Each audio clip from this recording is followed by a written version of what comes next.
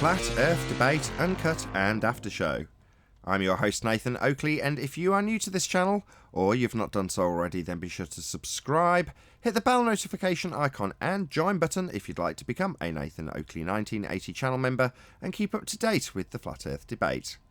If you would like to support the channel, there is a super chat that runs alongside each of these shows while they premiere, and there's also a PayPal, Patreon and crypto link in the info box below the video.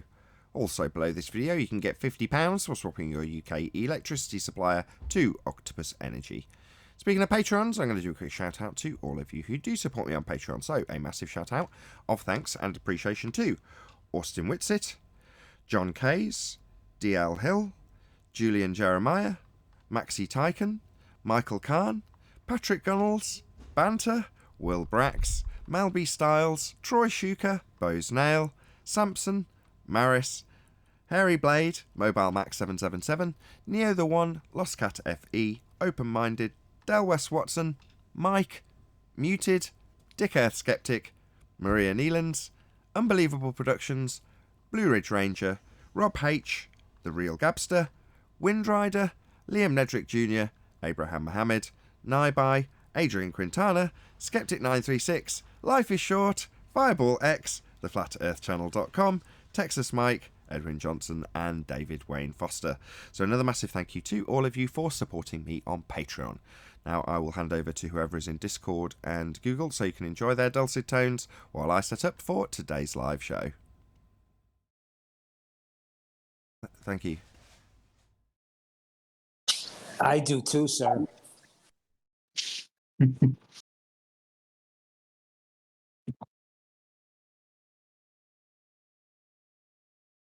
What was your name, sorry?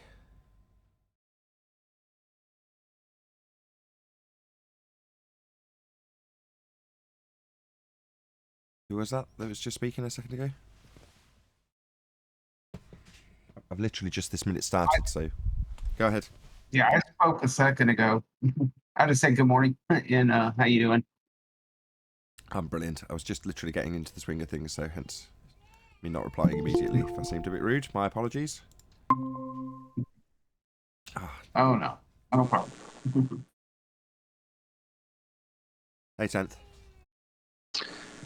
Good morning. What a glorious morning it was to wake up to Brian's Logic. Beautiful rendition. Yeah, I watched two good videos. One was by Eric DeBay and the other by Brian's Logic.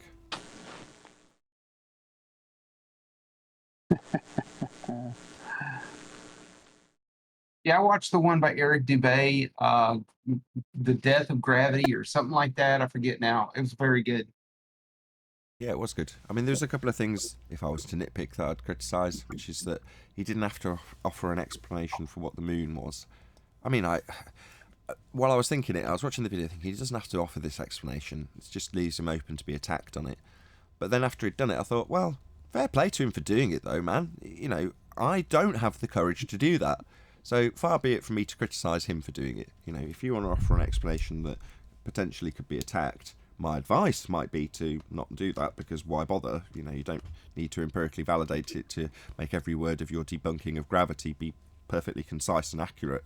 But by the same token, people want an explanation, and if he feels he needs to offer it them, then fair enough, you know. More power to you, mate. But the rest of the video was excellent. He also made an interesting point at the end, which I obviously only just watched it, so I haven't had a chance to look into the validity of what he was saying. But he was saying you go out beyond the law of the land, sort of 10 miles out, and then you're in whatever international waters, and those rules don't apply anymore. And the same thing applies going 10 miles up.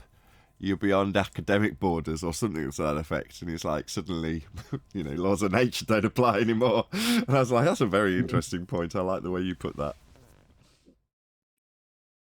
Yeah, it was very good. Yeah, you're right. It's a delicate balance, I guess.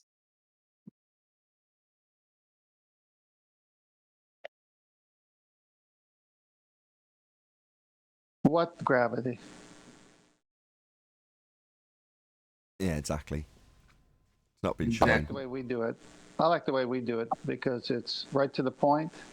You use their citations that they have put out of it being debunked 106 years ago. It's no longer Newtonian, it's Einsteinian, and they brought in time, a fourth dimension, and they don't even know what it is. If they're to be honest, as Neil deGrasse Tyson is self-proclaimed, what is it? We don't know really.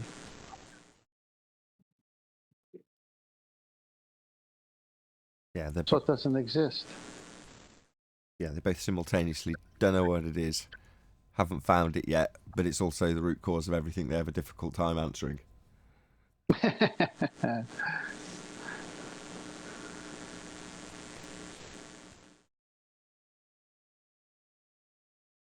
Did you get my screenshots, 10th? Yes, I replied as well. The ballers have gone wild. The anti-flat earthers have gone wild.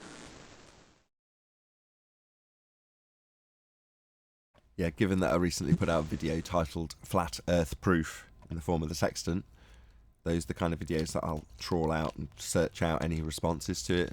And I don't know, maybe other people have responded to it, but I just haven't searched out their titles correctly. But in any event, that guy was unfortunate to have offered a response, and I've just gone in and gone, no. Yeah, it's I took one from Brian's video. This is going to crack you up. Hold on 1 second. I'll send it to you. This is going to be a happy coincidence. When you say took one, do you mean a screenshot? Because so did I. I took. Yep. Yeah. I was like, oh, I'm having that, Brian. That's brilliant. I love that. Well, mine's more on a comment of an anti-flat earther. You sticking it in the war room or Master B? Master B. Ah, is it the same thing I've got? Yes, it is. What a happy coincidence. As soon as I saw this slide, I took it with a timestamp, and I don't know if it was you or I think it must have been Brian. I sent him the timestamp along with the description in the response, which I also asked you recently just a moment ago if you received, right? So I'd got the rebuttal that I'd put in verbally or typed in to his comments reply, this guy that we're talking about. And then I watched Brian's video and saw this, and I went back and I'm like, I put a timestamp, 3 minutes 33. Here's Brian's video. Oh, 2 minutes 23. I knew it was something like that. 222. Go and watch Brian rip you a new one. And this is exactly what you land on, right? It's like, there it is. You can't get a 90 degree if it's curving away from you. It simply does not work. It can only be done on a flat surface. What's your rebuttal? Well, the rebuttal is to show loads of zenith angles to stars that work to the centre of a presupposed spherical Earth and ignore the fact that you've got a point that you've got to work it all back to, which is where you're measuring it with a sextant. I love it.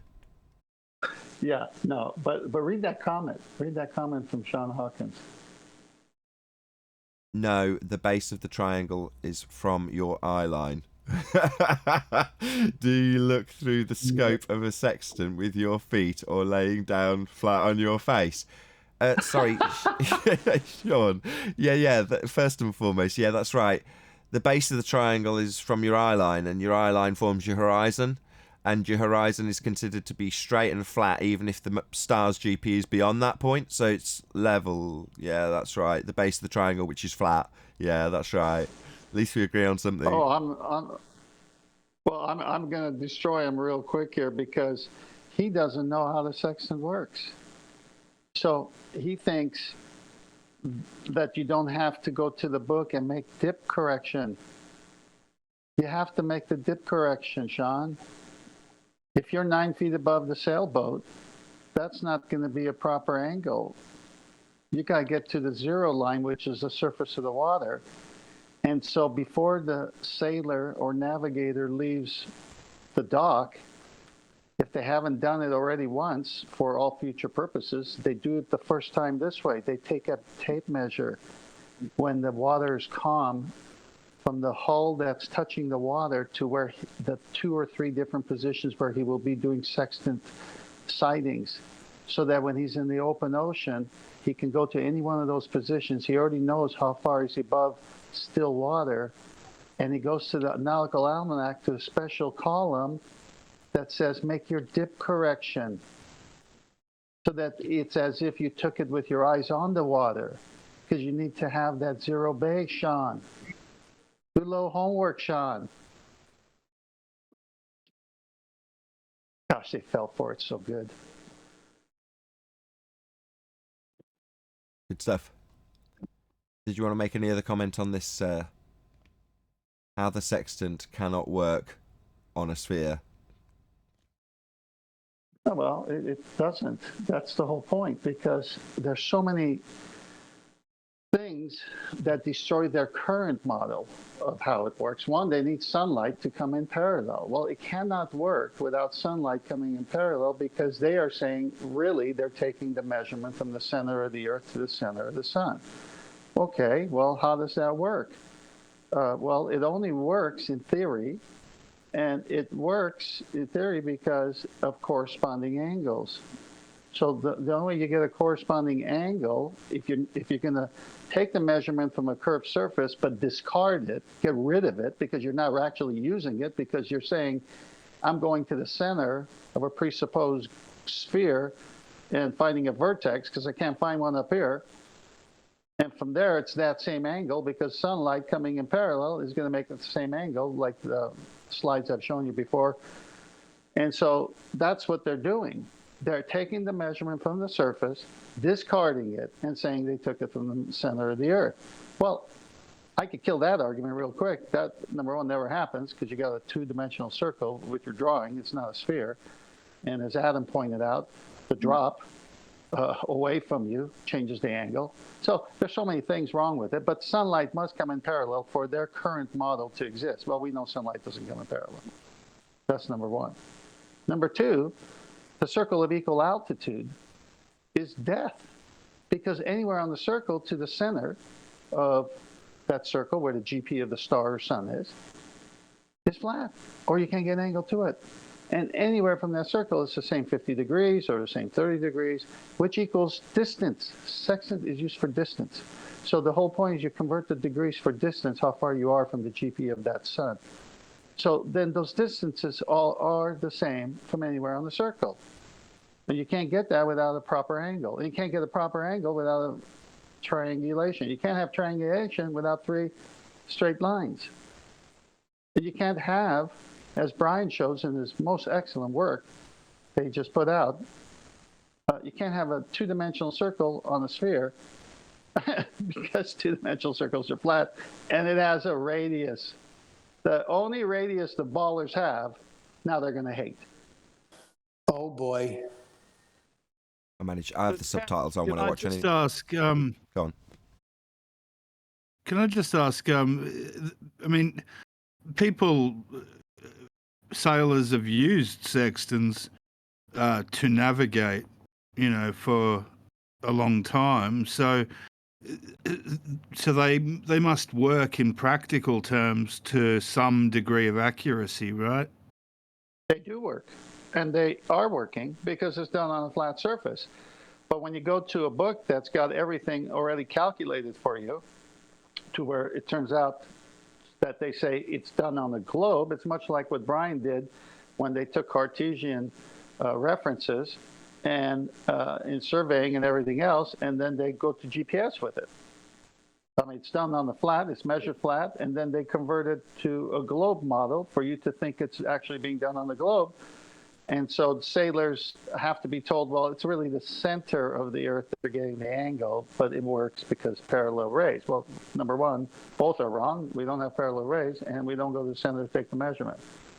So it does work because it's being done flat, but just like Andrew Thomas Young says, all my refraction calculations were based on a flat plane. Well, we know the Earth isn't flat, so let's take some geometric considerations. This is the oldest trick the ballers have. Well, the other thing I've heard them in response is that they say if the Earth was a sphere, then the degree of accuracy that it would be out by wouldn't be that much. No. Is that accurate at all, or what? No. You have to. I'll post a citation I have what 1 degree is if you're off. Sure. You Adam have to also be precise. Adam also did the maths for this, didn't he? Yeah, I'll be right back.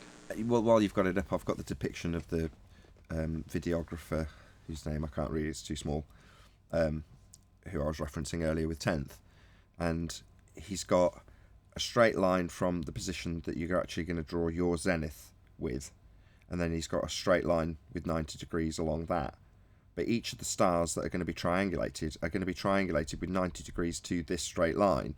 In other words, where he's actually got the stars drawn, well, from your position, you can't get 90 degrees to it. It's just not possible. So he's gone, look, I can get zeniths to all these stars that point to the centre of a presupposed spherical Earth. That's what his video is basically saying. It's like, yeah, but at no point in the video do you actually show how triangulation would be performed if you're taking zenith to the centre of a presupposed spherical Earth, as you are in this diagram. Then you haven't got 90 degrees from the point you're making the measurement with the sextant now, have you? So it fails. Unlucky. But there we go. People thinking that they can just beg the question that the star's pointing towards the centre of a presupposed spherical Earth. Yeah, but that's not how triangulation's done. And if you did do it that way, it definitely wouldn't work.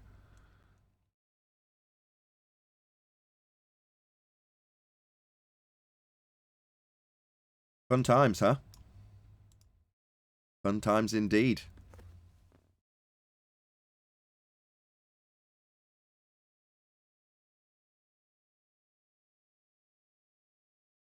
It was clearly just me and 10th talking then.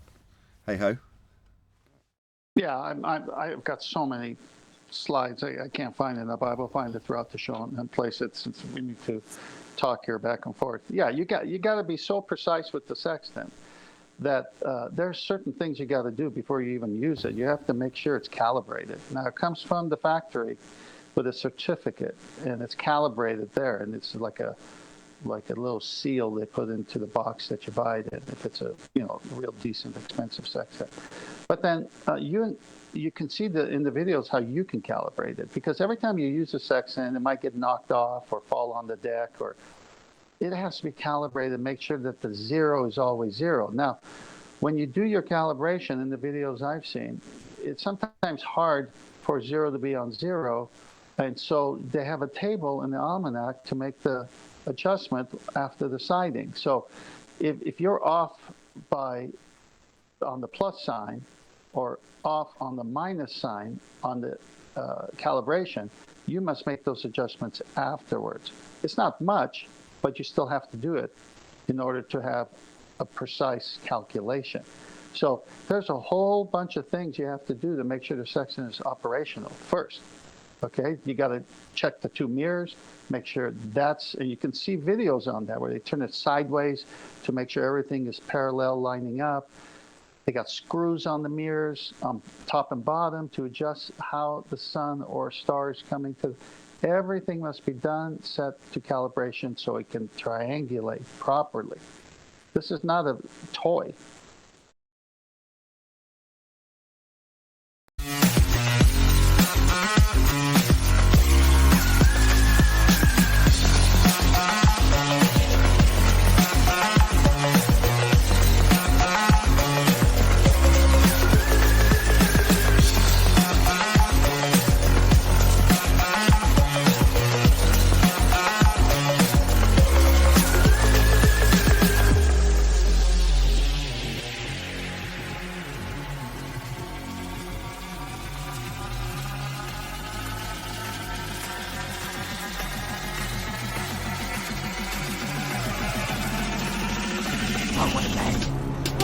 Welcome to the Flat Earth Debate Live. I'm your host Nathan Oakley, and if you are new to this channel, or you've not done so already, then be sure to subscribe, hit the bell notification icon and join button if you'd like to become a Nathan Oakley 1980 channel member and keep up to date with the Flat Earth Debate. If you would like to support the channel, there is a super chat that runs alongside each of these shows while they are live, and there's also a PayPal, Patreon and crypto link in the info box below the video. Also below this video, you can get £50 for swapping your UK electricity supplier to Octopus Energy. Most importantly, if you'd like to join the discussion, simply mute the page you are currently watching, then click the link in the info box below this video to join the panel and express your views on the nature of Earth. If you do join, please don't swear. If you do, you'll be ejected. And if you are, please don't try to rejoin the stream using sock accounts. You'll be warmly welcome back on the next stream. Please also share the show on social media. Sharing the show obviously increases the live audience, but this in turn increases the chances of a more diverse panel, so please share the show on Facebook and Twitter. One last time, if you're new to the channel or you've not done so already, then be sure to subscribe, hit the bell notification icon and join button to keep up to date with the Flat Earth debate. Now, we are joined by 10th Man and Neil in G+, together with a whole bunch of people in Discord, so welcome one and all. Hello. Hey, greetings Hello. to all on a beautiful day. How are you? We're all very well, hopefully, chatting away in the pre-show without any issues. So let's crack on with housekeeping. Any evidence of a physical geometric sphere edge that's a horizon formerly known as Earth curvature? Nothing from Discord? Being lent on today, Discord, there's only 2 panel members in the regular panel. Oh, I know. Go on, Skeptical. Just some mummerings and murmurings, it seems, I'm afraid, 10th. Okay, well, in the absence of any flat earthers, other than us three, no, you need a radius. You need a geometric horizon that's physical for their model. I say that carefully, for their model to work. Because that's all they have is a model. There might just be 2 of you. I was reading chat yesterday and somebody said, ban moron Neil. Neil. Yeah, Neil, I get that all the time. That's probably not the best thing to say as a response to that, is it? What I mean by that is people will often tell me to ban various different panel members and set you against each other or get you on edge. It used to be Arwin. Ban Arwin. It's like, why? Arwin's ace. Now it's, no, why? But Neil's ace, so don't worry about it. I ain't. I'm only kidding. I mean, the fact that I wrote those comments, don't let that sway you either. Well, when people don't have proper responses to good questions, they ad hom or they want people banned. They don't want anyone to hear those people. No, I was just looking for what I said that was moronic. I couldn't find anything, so. Well, exactly. But if you engage them and say, oh, give me a timestamp of where I've said something idiotic, then, you know, you're just biting on it, right? Anyway, any evidence of axial rotation of the Earth-based variety? Moron Neil says no evidence. More on Neil for 2,000, please.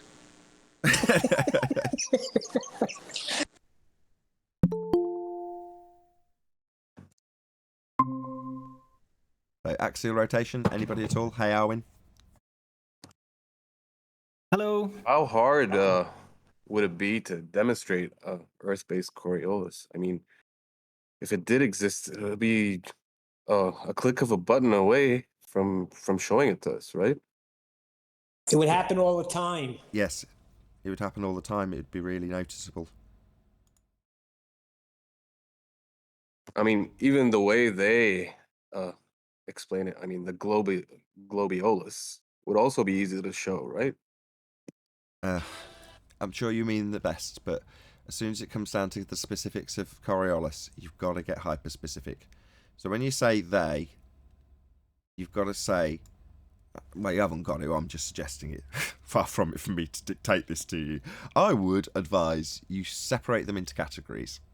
So, are you talking about anti-flat earthers who essentially have the same argument for the most point as we do, which is to say Earth does not rotate underneath, because that's an anti-flat earth rhetoric? Or when you say they, do you mean the globe rhetoric, which is completely the opposite of what we and anti-flat earthers say, and that is to say Earth does turn underneath as a second reference frame to cause Coriolis effect? So who's Let they? me ask a question. I'm asking him.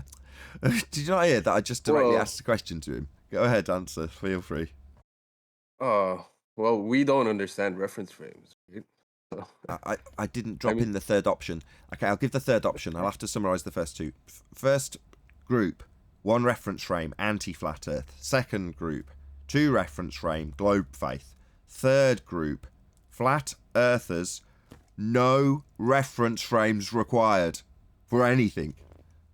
So it doesn't matter if I understand reference frames or Coriolis effect. I'm not making a claim using it.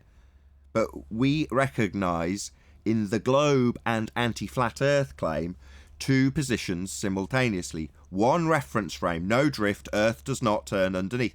Coincidentally, that's the same as our argument against the globe position, which is earth turns underneath, 2nd reference frame, and you'll see Coriolis effect. You with me? Yep.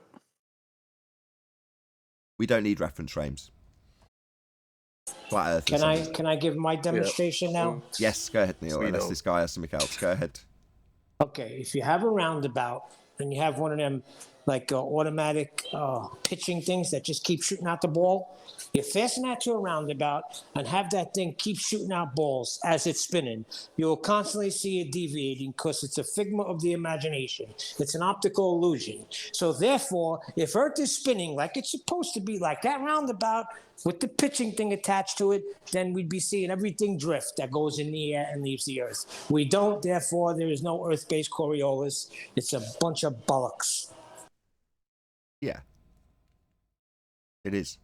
Coriolis effect is only observable if you turn beneath stuff. Now, our opponents on the anti-flat earth side will try and change that into an effect that's detailed from the perspective of the projectile's trajectory and how it will have Earth compensated for it not turning beneath, conservation of angular momentum or linear momentum, whichever they choose. All of those effects are actual effects on the projectile. And Coriolis effect is a not actual effect, an apparent deviation, meaning appearing to deviate but not actually moving at all. Now, if we take Neil's example with a roundabout and we use the same or similar idea, but on a roundabout you can experience at any time you drive in at least the UK, we have things called roundabouts. So you drive up to them on your car and go round and round them. Now let's just imagine that you're in your car going on this roundabout, round and round and round and round. Each time you approach an exit, that exit will have a sign on it that tells you where the exit goes, which direction and what towns are on that route. Well, Coriolis effect is the notion that there is a force, that would be Coriolis force, bringing the signs to you. So it's a description of the sign moving towards you. Now, if you're not stupid, you'll appreciate that the sign doesn't actually move towards you. The Coriolis force is an apparent force making it seem only like the signs are coming towards you, because in reality, you're moving towards them and they're concreted into the ground. Ergo, when our opponents on the anti-flat earth side start detailing the motion of the sign, lamppost, whatever it is, concreted into the ground, it's nonsense, because the effect is the effect of the sign looking like it's coming towards you when in fact you're on a rotating platform, in this case a car, travelling around and around and around, looking at things seem like they come towards you when you're moving towards them. The effect is the sign coming towards you. Obviously, it doesn't actually come up towards you. That's why it's called an apparent deflection. Don't get bamboozled by globe believers or anti-flat earthers who start detailing what the projectile actually does when the effect has nothing to do with the projectile's actual trajectory and everything to do with what it seems to do only because you're turning beneath it. So this effect only can occur if you turn beneath stuff. Yeah, isn't it better to call it the Coriolis effect rather than force? The force I mean, is it's misleading, describable right? as the sign coming to you. Or if you're on a child's roundabout with tree limbs that hang over the roundabout, and you go, oh no, the tree is coming to get me. Bang, it hits you as you rotate underneath it. Well, the force that you experience of the tree coming towards you is the Coriolis force. A not actual force of the tree hunting you down and hitting you in the head. Because trees do that, don't they? This force of Coriolis where trees hunt you down. No, it's a not actual force. But the tree still hit you, and that description of how it came towards you and then hit you from your reference frame is described as a Coriolis force. The tree coming towards you. When it doesn't really, you move towards it.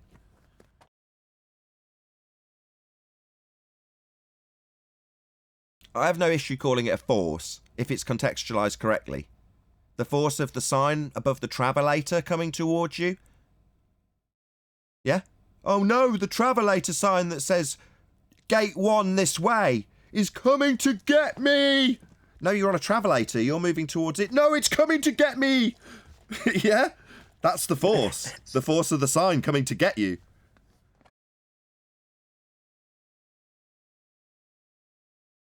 Anyway, we'll round this axial rotation question out with the following. We have a situation on our hands from the globe/anti-flat Earth side. Anti-flat Earthers say there's no drift to observe because Earth and atmosphere move together as one reference frame. A la Simon Dan telling me, he misaddressed his tweet, it should have been to Neil deGrasse Tyson, but I digress, telling me that my reference frames are ruined and showing examples where people don't drift on trampolines dragged along by tractors. So here's an example of a man not drifting in a second reference frame. No drift, you and your reference frames are ruined. Okie dokie, we'll just tuck that in our pocket for a moment. But one reference frame says Simon Dan, one reference frame, end quote, says blue marble.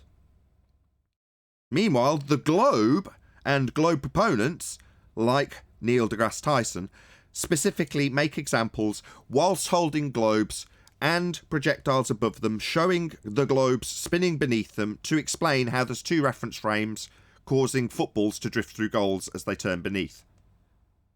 So, two reference frames from Neil deGrasse Tyson, one reference frame from Simon Dan and Blue Marble Science, and anybody else we bung in that list as time progresses. Can I ask a question? Yes, Neil, go ahead. Okay, if you presented, just hypothetically, you're Neil deGrasse Tyson, and you present this argument, would he begin to start talking about conservation momentum, or how we're not understanding that? No, because if you understand what Coriolis effect is, it has nothing to do with conservation of anything, on account of the fact that you're witnessing something that only seems to happen, not actually happening, only seems to, because you're turning underneath. So, no, Coriolis effect cannot start with a description of conservation of momentum, because the effect is only induced as you turn beneath, and the effect itself isn't actually happening. Ergo, the tree's not actually coming towards you, the sign on the travelator's not actually coming towards you, you're moving towards it. So for Coriolis effect to happen, the prerequisite for it to occur in the first place is you turning beneath. That must happen for it to be Coriolis effect. So no, detailing a projectile conserving momentum has literally nothing to do with Coriolis effect whatsoever. So he wouldn't even go there then? Not if he's detailing the claim Earth makes of Coriolis effect, because that isn't Coriolis effect. Okay, got you. I think it's really... Hey, Go John. on, John. I think it's really polite of you guys to beg the question with them that Earth has an axis and that it may spin. That's awesome of you guys. Aren't we kind, allowing... We just want to figure out this isn't our problem, John. So really, we're not begging the question with them. We're saying, separate from us, because we don't need reference frames, you, globe believers, while you beg the question of a sphere-shaped Earth beneath your feet, have two reference frames causing drift and one reference frame not causing drift on your globe that has nothing to do with me. Yeah, I could see where they get confused if they're begging the question of an axis and there isn't one. That's certainly a problem. They need an R value to get their rotational value in radians. Yeah, I was going to say, whenever you reference Neil deGrasse Tyson, you can never digress. You just digress. Hey, I wanted to ask you something. John, you know, we do have a show, and even though we know that there is no radius, we still have to do a show. You can't just kill us immediately. No, we can. No, please continue to do so. If every response I got was, any evidence of Earth curve? You need R for that. Moving on. Any evidence of axial rotation? You're going to need R for that. Moving on. Any evidence of a molten iron core? Yeah, you're going to need R for that. Moving on. Any evidence of the distance to the sun? You're going to need R for that. Moving on. Any scientific evidence of gravity? You're going to need R for that. Moving on. I've got no issue with that whatsoever.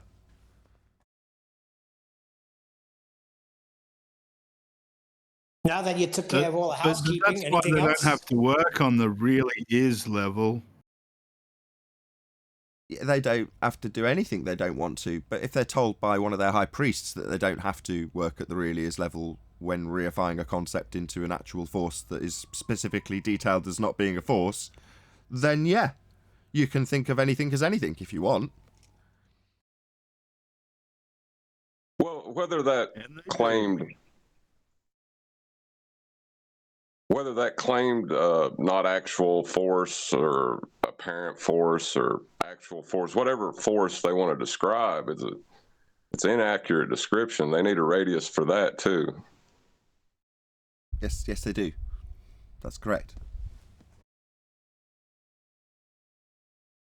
Didn't the radius get debunked like a year and a half ago or something? Yes, it's called the Black Swan. An image that puts the horizon at least 10 miles past what it's supposed to be if you're on a spinning water ball with their radius that they give us, not that we came up with. Yes, John. They got all kinds of problems. Well, it's the reason you came from that side to this side of the argument, John, when you realized it was never a real measurement. Well, it's an interesting religion because it conflates measurements with assumptions, and it does it very cleverly by correlating that with what we think we observe in the sky. Or at the horizon. Right. Yeah, it's a clever religion. It really is. Yeah, religion is the correct terminology as well. You know, I like adding it in actually when my kids bring up, or mostly my eldest, brings up various different religious things that are detailed through allegory in cartoons, in just general stuff that she's having exposed to her in the books, in the stories, whatever. And she'll ask about them. And I'll start detailing how various different religions will tell her what the sky is and what it contains. And then I go through the list, and one of them is that they're rocks in orbit. In other words, I don't say it's not. I say, look, lots of people will try and tell you what the sky is. They're called religions. One of them's heliocentric. It's true. I've got no issue doing it, like somebody's going to come along and tell me I'm abusing my child by telling them that some place you can't go. Yeah? Like we were told yesterday. Oh, well, it's absurd to ask me about why I can't go to somewhere that I've just said I've got proof from. Yeah, why can't you go there? Why would you ask me about my faith in heaven? I can't go to heaven. Sorry, he didn't say heaven, did he? That's a different one I tell my daughter about. I mean the sky vacuum, his version of heaven. I can't go to my version of heaven, the sky vacuum. It's absurd to even ask. Why would you ask why I can't go there? I just trust my priests who do. Well, and the religion where they're angels, at least sonoluminescence has a correlation. The R value though, that's done. They're not rocks in the sky anymore. They're just proven wrong. You're Christian, John.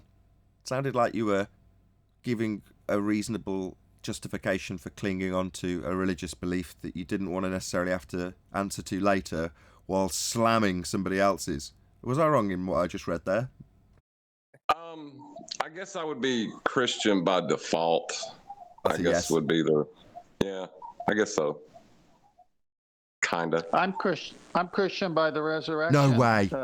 I thought you were a devout Jew. Yeah, I'm grafted into that thing as well. So the claims of Jesus I accept, and he said he came from heaven. So yes, he knows where it's at. And hello? He says all who believe him. What's going on? Why is this? I'm telling Why you. have you launched into about your testimony? What's going on? You told me. Well, I'm giving evidence that Jesus says he came from there, and those who believe in him will go there. So that's Nobody his mentioned claim. Jesus. Nobody mentioned Jesus. No, I did. We're talking about angels up in the sky vacuum. I mean heaven. Yeah, I know. I'm tying it in. Angel spoons cause the tides. Yeah, but my criticism was that subtly John had just tied it in. So what you taking the heat off him and just throwing yourself on these flames that aren't existent yet? I can't white knight, John. I can't do anything like that. There's no flames to throw yourself on yet. I'm just having fun here. Come on, man. Yeah. Have we suitably forgoed housekeeping by my rattling through like 10th Man did yesterday, by the way, or should we continue? No, I think R is, once R is debunked, what do they have? Everything that heliocentrism lays on has to, if you can't have R on the Earth you say has R, then everything they've ever done with calculations or images or, stars that are far away and they got radiuses too and distances, it's all gone. Right, and that's the point I was trying to make about the scientific hypothesis from astronomy, cosmology, and astrophysics. If you have an inaccurate description of a phenomenon, can you enter the scientific method? No. But speaking of that subject, you weren't here yesterday, but 10th Man took that one step further. God, I hope he's written it down and can parrot it off verbatim. But he just strung the most succinct rebuttal to the question, any evidence or any single viable hypothesis from any of the fields of astronomy, cosmology, or astrophysics, and then 10th Man would offer this in response. 10th, hopefully I've bought you enough time to know what I'm talking about. Brother, I'm 62. I gotta wait for the replay of your show today. Okay. Yeah, fine. Well, hopefully you'll remember it for the next time and we can actually go through it, because that's getting what's the word? Honed? Is that the right word? The answer to that question that we detailed a couple of days ago is getting honed. You said you wanted fewer steps, and you said that was the least amount of steps so far. Exactly. Yeah, one or two sentences. Kevin. Go on. The Kevin Bacon game to the Black Swan with that question? Is that what you're talking about? Precisely, it's exactly that. It's the Kevin Bacon game. How many steps before you can get to Kevin Bacon? Name a movie, and then what's the next movie that one of the characters is also in another movie? Yeah? And then eventually, who is in a movie with Kevin Bacon? How many steps can you take? Yeah? Well, we're trying to do the exact same thing for each of the questions. I've already, if you were here live, gone through the majority with the exception of any single viable hypothesis from any of the fields of astronomy, cosmology, or astrophysics, and evidence for our answer. So, molten iron core on screen now. You're going to need R for that. Gravity, you're going to need R for that. Doesn't matter which one, centre of M1 or centre of M2. You're going to need R for that. Gravity needs R. Distance to the sun, you're going to need R for that. Venus needs an R. Earth needs an R. AU needs an R.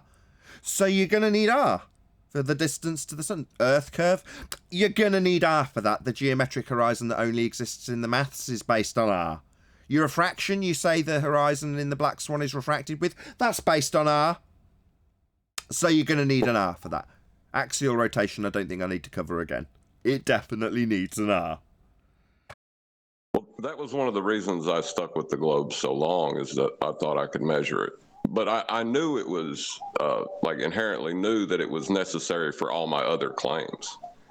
Like, we had to be on a sphere before any of my sphere claims made sense. Yep.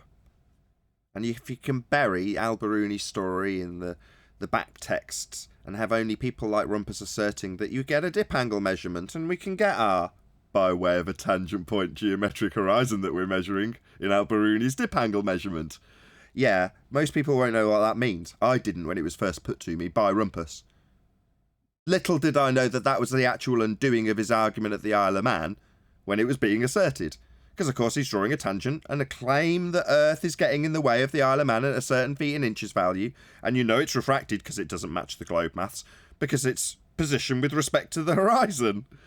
Only to later be told that the R-based horizon that has been derived from a dip angle measurement by Al-Biruni, utilised in terrestrial refraction or any derivative of slightly looming non-standard refraction that they're going to put in when they need to, is actually a refracted horizon, refracted with the very R that it's based on. Paradoxically so, ending the argument that we have a geometric horizon, and roll on the quotes. We wouldn't expect to see the geometric horizon. The geometric horizon only exists in the maths. Nobody's saying we see the geometric horizon. Well, is that going to lead to flat earthers, like one day accurately describing what the horizon is? Why? We're not utilising it as a claim for anything. If you're fascinated by perspective, right, and you came here and started telling me about how it worked that way, just out of a claim, I'd be just as critical as I would of a glober who comes here and says it's a physical obstruction to things in the distance and here's my maths inside profile. It's like, yes, I appreciate that it is an effective perspective, but unless you're making a claim alongside it, that's just an interesting folly to study. Yes, we have perspective. Can you study it? Can you study what it is that forms the horizon? Absolutely. You could even just about push it into being a phenomenon. So you could science it if you wanted to, but am I making a claim with it? Why do I need to explain what the horizon is again? If I see a clock in the distance and say there's a clock at 20 miles, other than the next man, Fundy, Globe Believer or Anti-Flat Earther saying, no, that's actually a mirage. What? Yeah, Earth curves should get in the way. Look at these maths. You're seeing too far, therefore it's a mirage. Do you mean I'm seeing too far? I can practically tell the time off it. No, you're seeing too far. Earth curves should be in the way. It's a mirage. It's a looming mirage. And you're like, what the bloody hell are you babbling about? I just see a clock. No explanation required whatsoever. Well, what causes the horizon? I don't care. Well, I say it's Earth curve. Not blocking the clock, but should be. It's a mirage. Well, no, the only reason I bring it up is that, like, astronomy and cosmology are just words, you know? And those disciplines, even after heliocentrism falls by the wayside, could still exist with the Earth being flat. It's just, you know, they're going to have to let go of the idea of a radius. So, and you know, orbits. the people can, yeah, and orbits, right? So people can still point at the sky and postulate possibilities and name things, you know. But that's what it's called. That's a different department. Astronaming. Pointing at lights and giving them names. Yeah, they've definitely got that covered in astronaming. Or, sorry, my bad. Astronomy?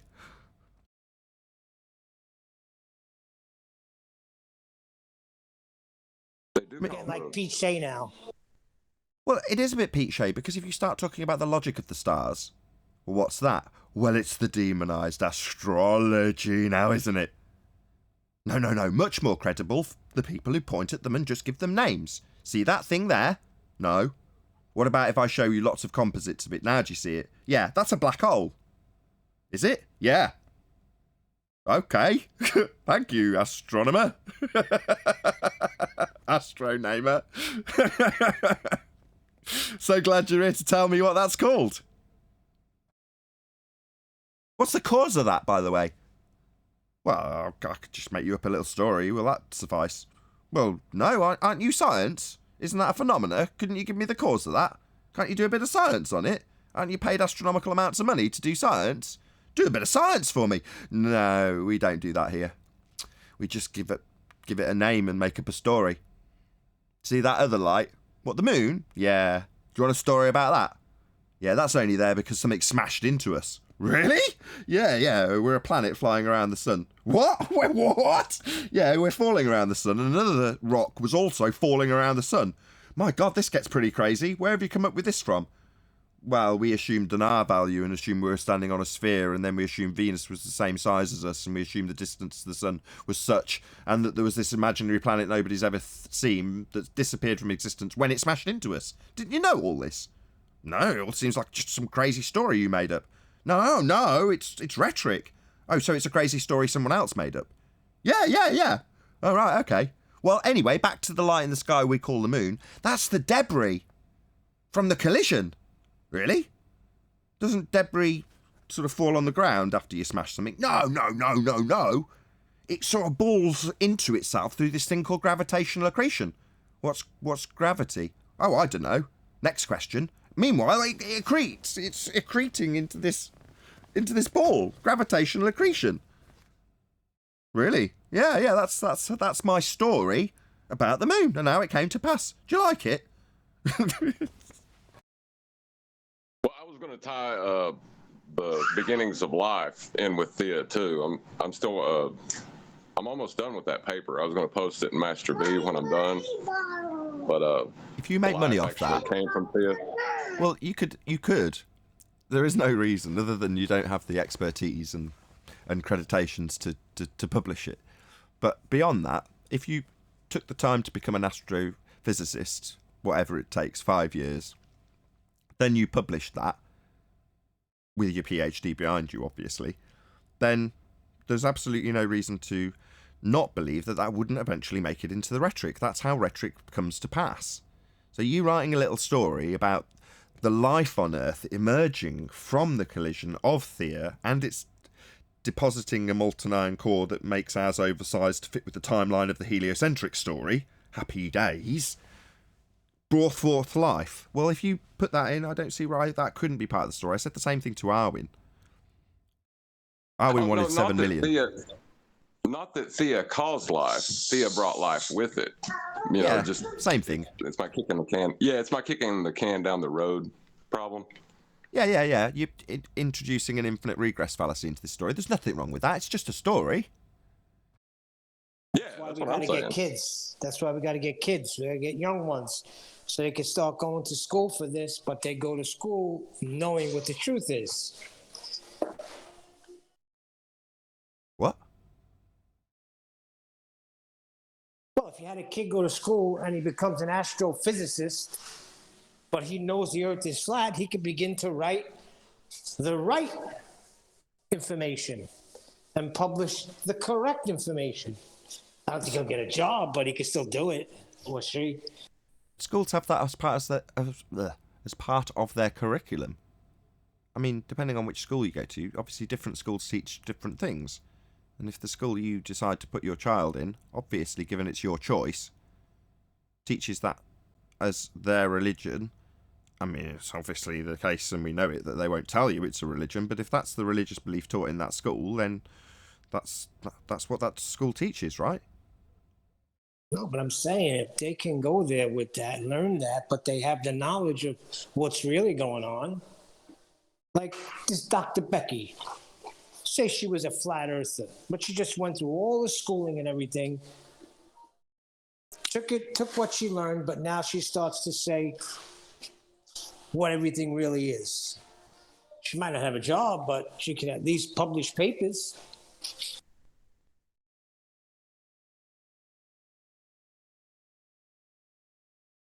Okay. I mean, it's akin to saying, I'm going to stick my kid in this school that's run by nuns, but I don't really want them to know about Christianity. And if they do get told it, which they will, I want them to know the truth, my truth about Christianity. That just seems weird. Yeah, they'll have the degree.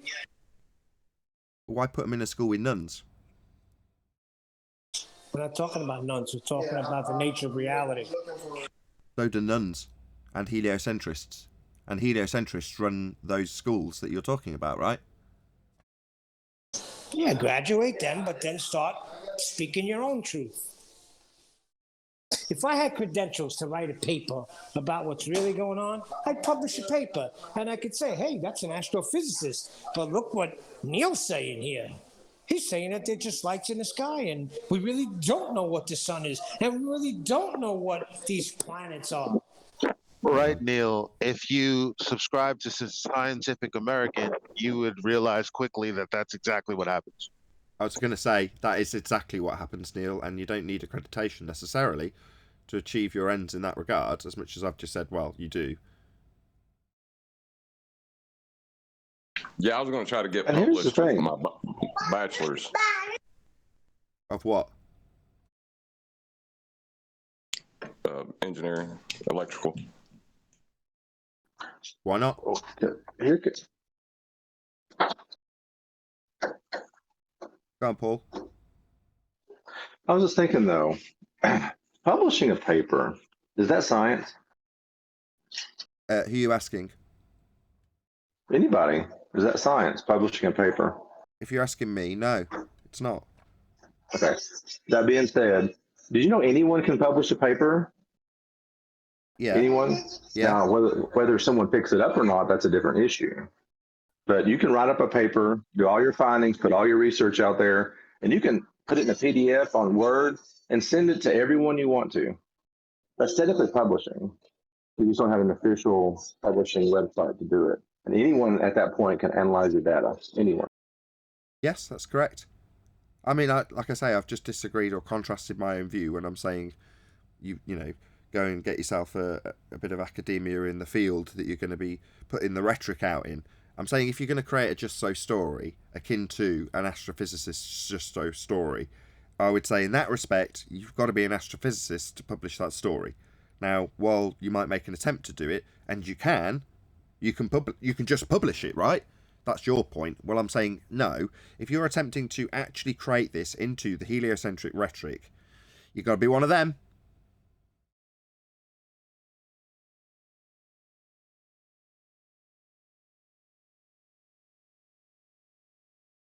And not just a disciple either, a priest.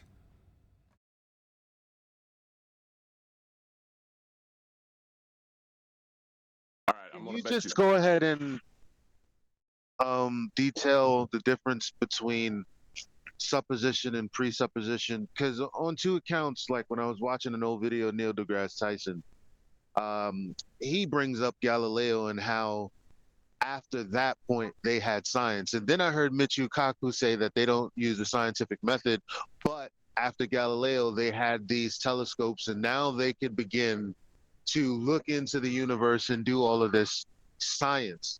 Well, can you, because you said, I heard you explain what a presupposition is. Can you explain the difference between supposition and presupposition? Sure. So supposition is something that in scientific vernacular is yet to be validated. So your supposition in a hypothesis is your independent variable.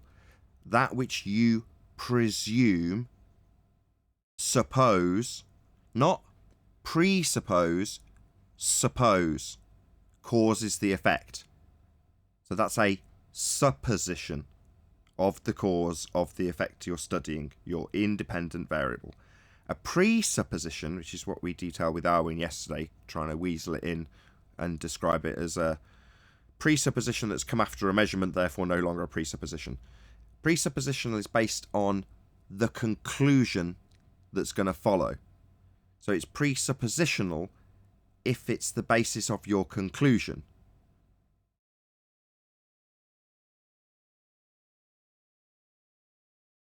Do you want an example? I can give you a distinct example. So, the difference, let's use an example we've already had. So, a hypothesis. If it's a supposition, it is the hypothesis prior to experimentation. It's just the detail of the null and the independent and the dependent variable, right? That's your supposition. So, when you read that supposition, it says, if A, then B. Now that is yet to be validated. Supposition that A causes B. Right? Now if you ignore the fact that you haven't put it through the experiment stage, that would be to say to validate your supposition, and then just take that hypothesis to be an explanation, then it's a presupposition. Because you read the exact same thing, if A then B, and you go, if A then B. That's my explanation now. Rather than a supposition yet to be validated, it just becomes your explanation. This is the cause of that. That's a presupposition. Make sense? If not, I'll explain it again in a different way. So could I say when they say the Doppler effect is showing that objects in space are moving further apart, is that a presupposition? That's a presupposition. Amazing. Thank you. They've got an effect, which you could call redshift, right? That's an effect. Would you agree? Agreed. How do you validate the cause of an effect? You have to manipulate it, right? You have to manipulate your supposed cause of it. So this is where the genius of science lies, because what normally happens is you go, what causes redshift? Yeah? Now, I'm not supposing that you should draw correlations with things that you can generate that aren't the effect you're actually observing, because that's what they'll actually do. I'll just get that out of the way straight away. But you've got to suppose you know the cause of redshift and then actually vary it to see if it causes it. Now, if you just take that which you're describing, let's say you're saying Doppler effect is the cause. It's like it's an effect, but let's just do it anyway because it's what you said.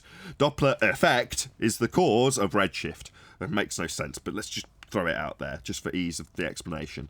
Well, then you vary Doppler effect, scratching my head to make this make sense, and see if it causes redshift. And if it does, then you validated your cause. But if you just say, in my hypothesis, I've got if Doppler effect, then redshift, and then I just don't validate it and say Doppler effect causes redshift, you've just presupposed it.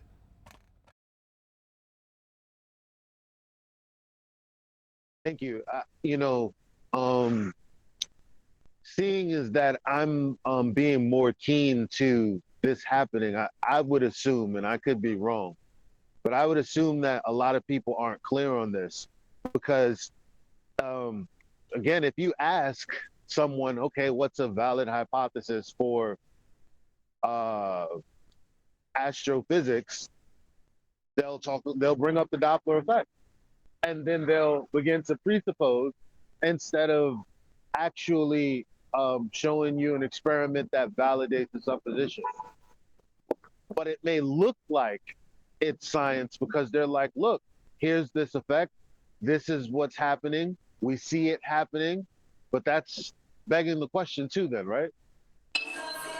Unless they've... Or am I mixing all this up? So you just have to go through the method. It's knowing the method inside out and back to front. So you're saying, okay, they're suggesting that scientific validity is to be had in just saying Doppler effect. You're like, oh, no. If it's an effect that we observe in nature, then we can study it with science. So Doppler effect is your phenomena, potentially. If we observe naturally occurring Doppler effect, then great. You can science the cause of it by presupposing no, but by supposition of cause validated by experiment. So step 1, observe natural phenomena. What's our phenomena? Doppler effect. Okay, let's have a look at it. Let's see it doing it. Because it's an occurrence, that's what a phenomenon is. Something happening. So let's see it happen first in nature. Fine, it happens in nature. I wonder what causes it. Then you move on to step 2. Formulation of hypotheses. So you formulate your if this, that's your presupposition. No. Your presumed, yet to be validated, cause of the effect. So if A, then this natural phenomena will happen. But it's also got a null. If A, this natural phenomena will not happen. So then you validate it by way of experiment. You vary A and see if it causes the effect you're studying. And if it does, you validated it. You do that over and over and over again to make absolutely certain that it is actually the thing that you've supposed caused it. When you do the test again. That's the systematic experimentation. Repeatability in the experiment, not in the observation.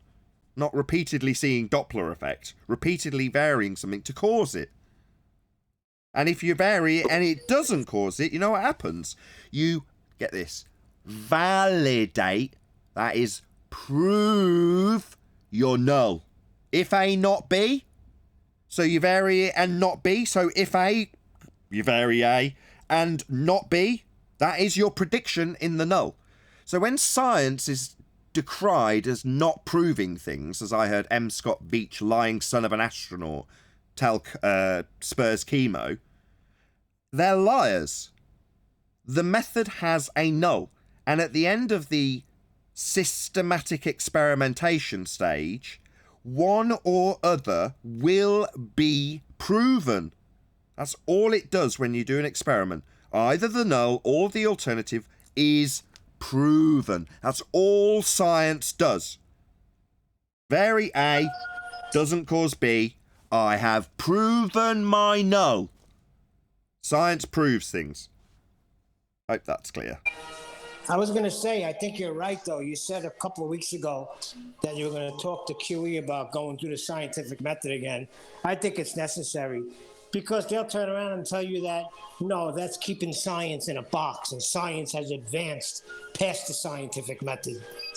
Yeah, that's what somebody who's going to make up a story about a light in the sky having been collided with by Theia and the debris through gravitational accretion forming the moon, they're going to tell you that that individual that made up that story is going to tell you that science is advanced beyond empiricism.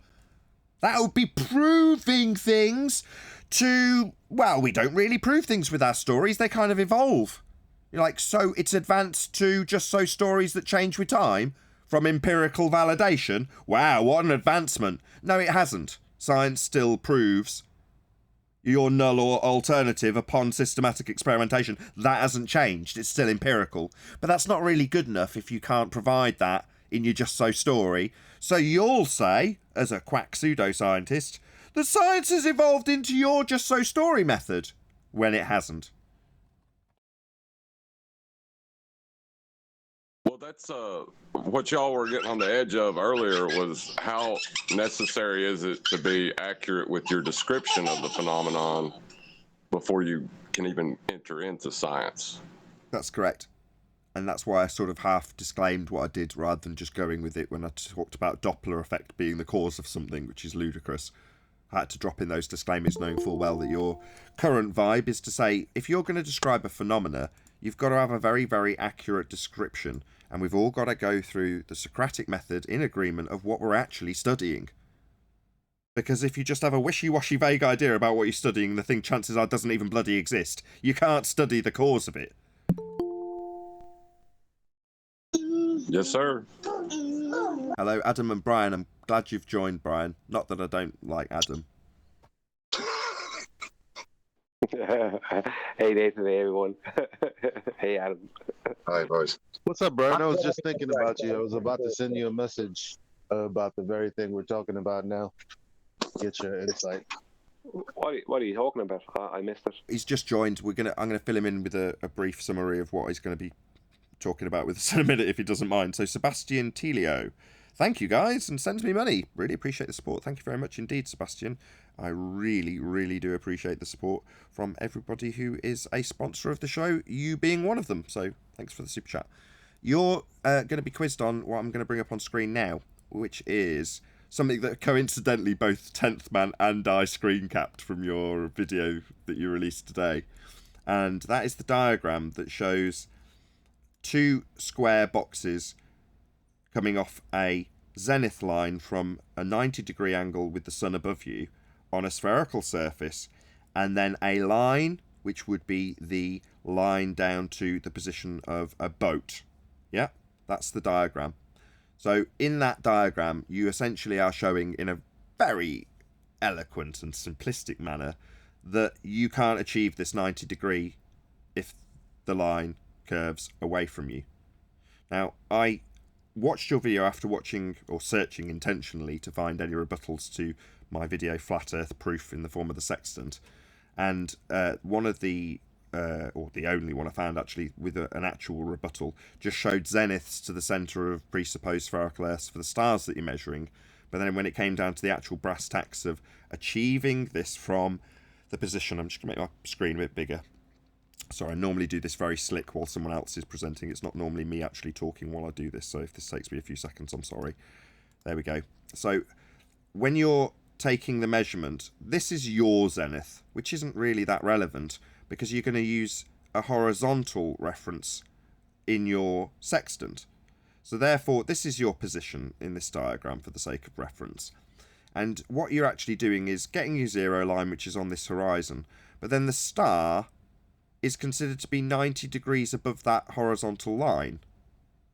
So that's how you get your 90 degrees to the star. Now, in this depiction, which is supposedly a rebuttal to how you can do astral navigation on a sphere, it shows a position with zenith marked, but then none of the stars from the position that you'd be measuring with a sextant have got 90 degrees measurable. None of them. So, unless you assume that you're taking a chord which you're not even in the diagram, you aren't going to achieve 90 degrees to any of these stars from the position of measurement. In other words, shout out to Robbie Cook for the super chat. In other words, you can't do this on a sphere because the line that's actually used from the sextant is this top line. And only this top line, regardless of how far I go out to get the GP of the star above this position off screen. Well, that's still going to have 90 degrees to your position after dip correction. So this 90 degree zenith is irrelevant. It's your sextant measurement to the star. That gives you your angle in the sextant. And then 90 degrees to the plane you're on. Ergo, this depiction fails to triangulate your location when it's on a sphere. That's what I was going to hopefully bring you up to speed with, Brian. Yeah. The thing about that is this. Me and Ten spoke. We laughed. We didn't. When I say spoke, we didn't speak. We laughed about this. Geez, a long time ago now, because those angles that come from the 90 degrees don't match the ones that they have coming from the center of their globe. Now, to them, it might look like the angles are matching, but they're not, because this comes from them pre-assuming that it's okay for the angle to come from the center of the globe and to be in a different position from where you're taking an angle, which are 90 degrees, because the star is really huge.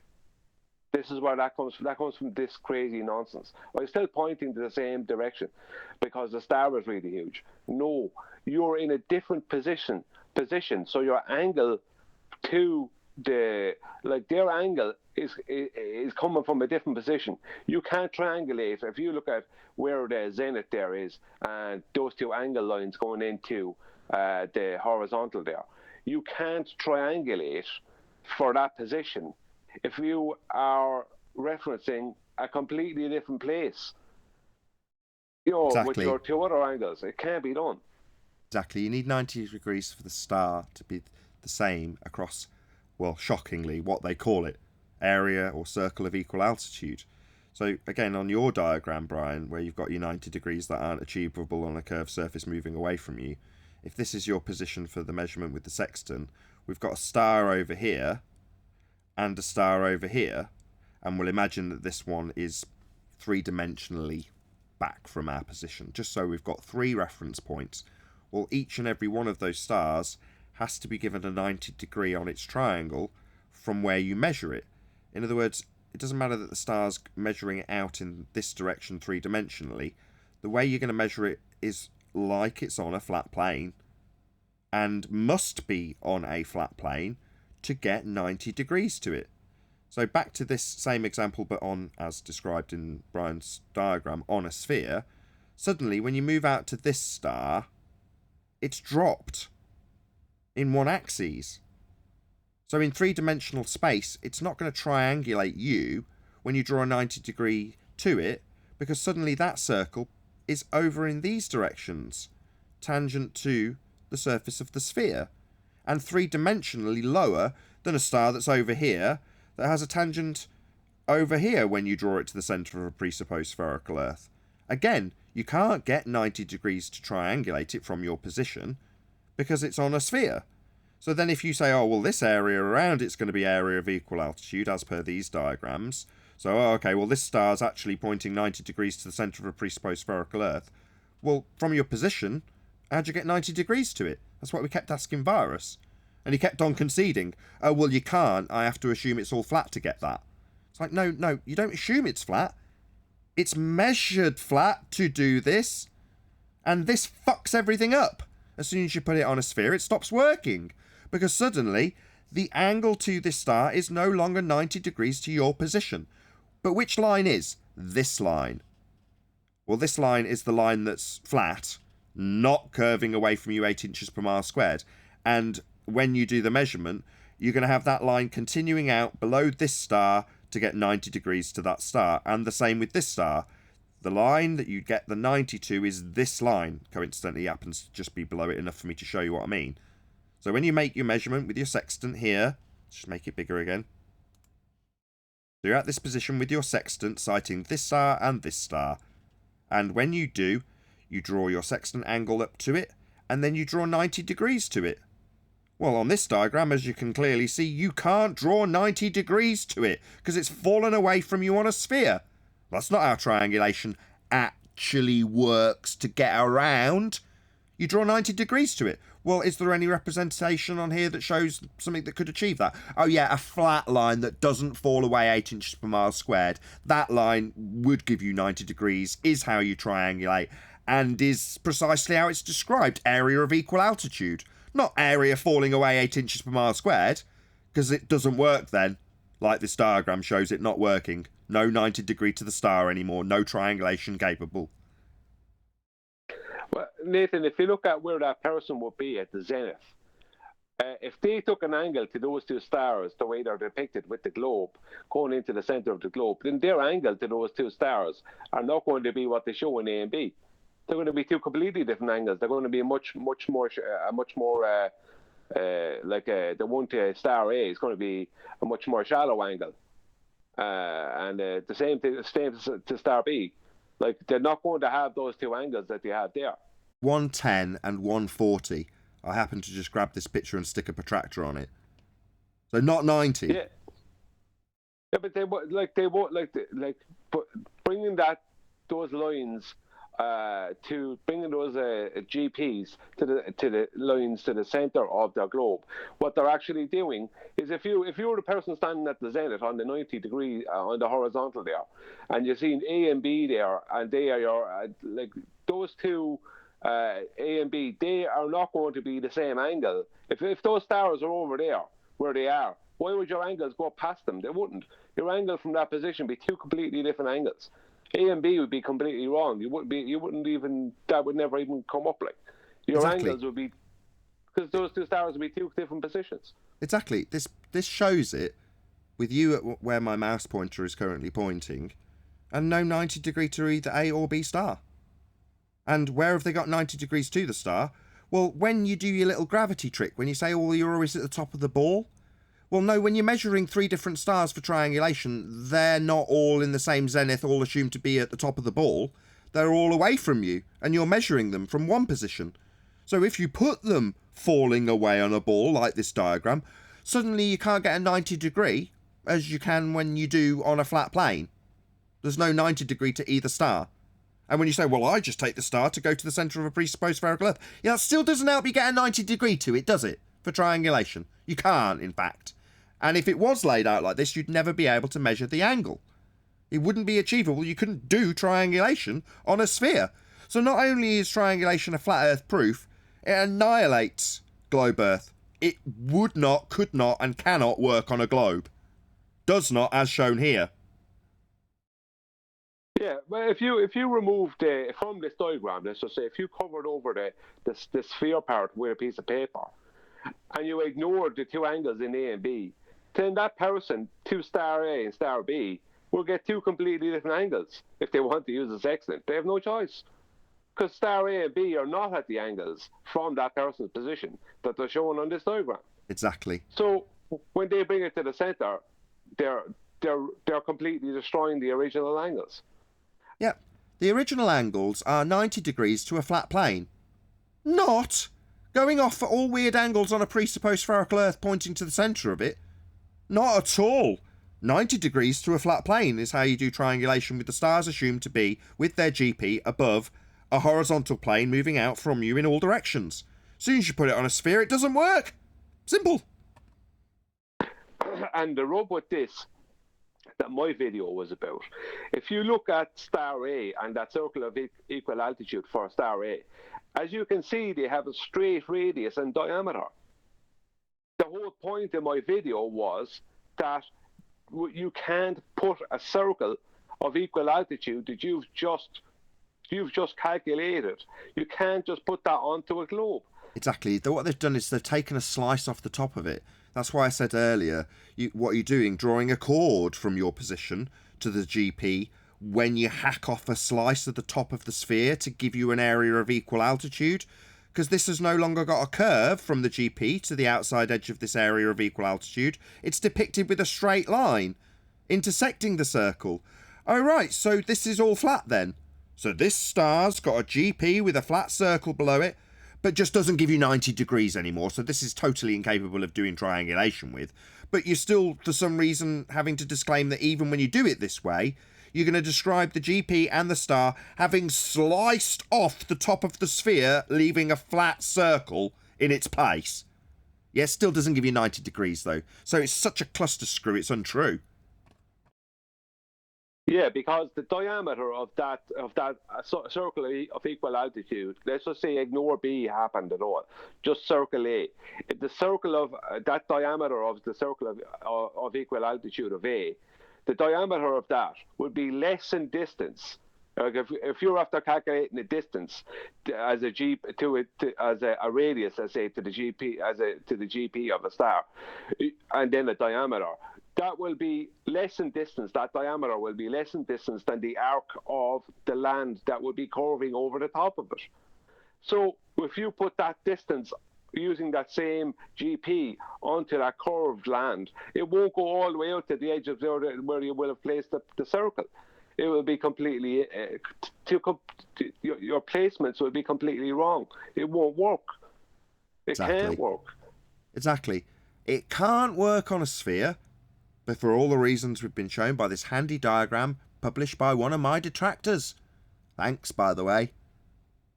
You're lucky you've got your name on screen. I wouldn't have included that in the screenshot if I'd have if I'd had a bit more time to think about this. But I was just keen to send it on to Brian and have a good laugh at you, because you've provided a diagram that until now has had to be verbalised. Just how it can't work on a sphere, here it is, ladies and gentlemen. Because this line here, that would represent a plane that continues out from the position at zenith, in all directions flat, not dropping away from you, is the only way of achieving the actual triangulation results to get 90 degrees to any of the stars that you're going to be sighting. Your angle is the angle to the star versus the angle of the flat Earth we all stand on. And if we don't, this doesn't work. Well, just one more point on it, one or two more points on it. The whole point of my video, one of the main points of the video was that a radius is always a straight line. So to get a circle of equal altitude, you need a straight radius. And where do you have to shoot that for that radius? Straight out to the horizon. So the horizon and radius is actually a flat out argument, and it supports us, and they, as opposed to the radius they don't have, and the horizon is not geometric.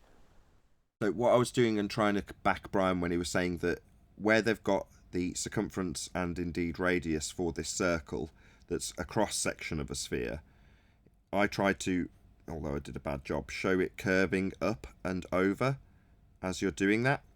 Well, what Brian's saying is when you try and achieve a radius for this circle that's depicted on a sphere, again, I'll say it in cross-section on a flat surface, which is this line I'm drawing across now, if it was the curved surface that this is actually alluding to try and prove, then how do you get a radius for the cross-section circle that you're going to get your GP in the centre of? The answer is you don't. To get this radius for this cross-sectional circle that's flat depiction here, it's got to be flat. So even in this representation, this area of equal altitude circle depicted on a sphere is still even then presented as flat. Why? Well, because he needs a radius for the circle of equal altitude that won't give him 90 degrees to this star when measured on a sphere from this position with a sextant. So again, even in their concessions, they're still drawing out flat surfaces. So it's got a flat surface underneath star A and star B, but Brian said to ignore that just for now. Yeah, it is impossible, absolutely impossible. The fact that a radius is a straight line kills the globe from this point of view. They just have nothing, because that's going to be the starting point. They need a straight line as a vertex, and that has to be their radius to the GP of their celestial body. So before they even go to get an angle, they have to pre-assume that the surface of the water underneath the boat is going to be their radius measurement to the GP of their celestial body. And They can't do that on a curved surface.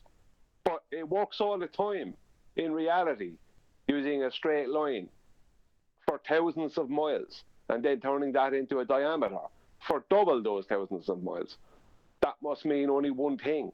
The Earth has to be flat. With that, I'm going to say, if you are watching this on either Nathan Oakley 1980 or Nathan Oakley premiering streams, then stay tuned, as there will be an after show to follow. Unfortunately, if you are watching this live, this is where we bid you farewell. So, a huge, massive, enormous thank you to all of you who smashed the super chat, liked, commented, shared, subscribed, hit the PayPal link, or joined as a Nathan Oakley 1980 channel member. Also, below this video, you can get £50 for swapping your UK electricity supplier to Octopus Energy. Once again, stay tuned if you're watching on either premiering stream. I've been Nathan Oakley, and I will see you all in the next video.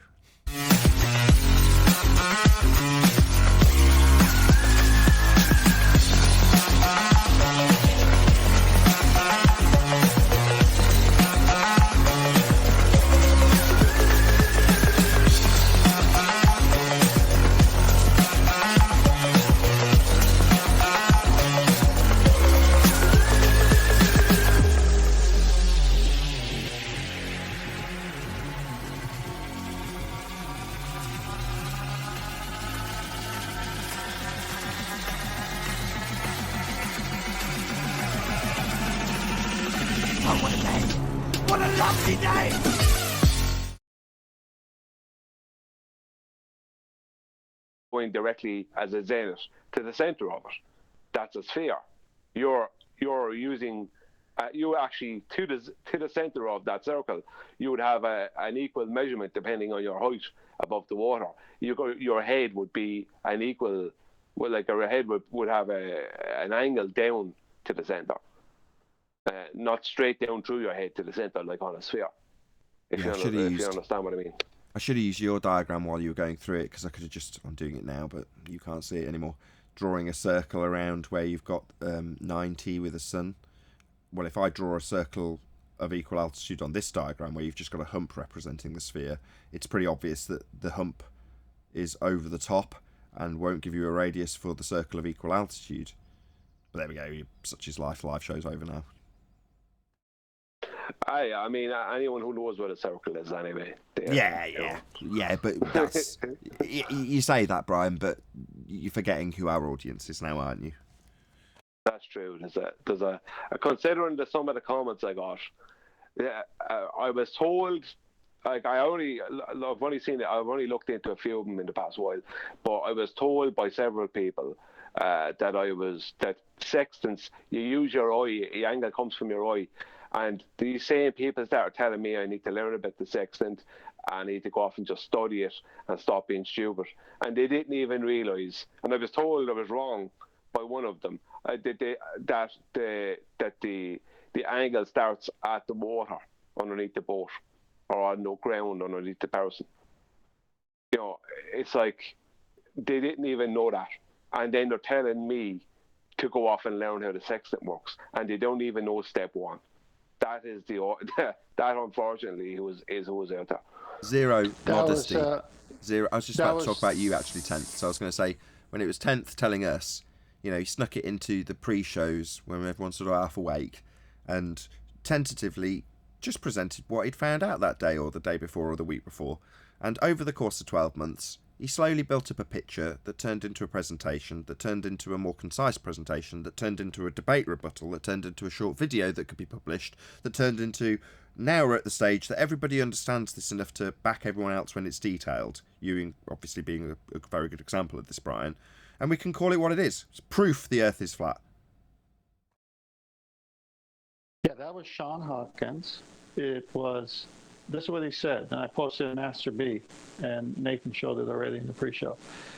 No, the base of the triangle is from your eye line. Do you look through the scope of a sextant with your feet or laying down flat on your face?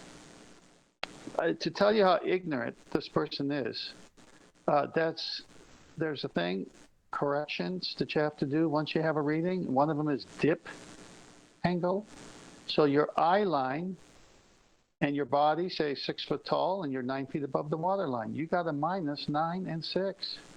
You go to the book and make the calculation so that you are really taking the measurement from the surface of the water. That's the only way it works, Sean. 10th Man has a way of explaining things. I was privy to all of that. And one day, I forgot what pre-show it was, but in the morning, he was breaking it down to me. And when he did those 3 circles, I don't know, it just opened up. The way he explained it, I understood it perfectly.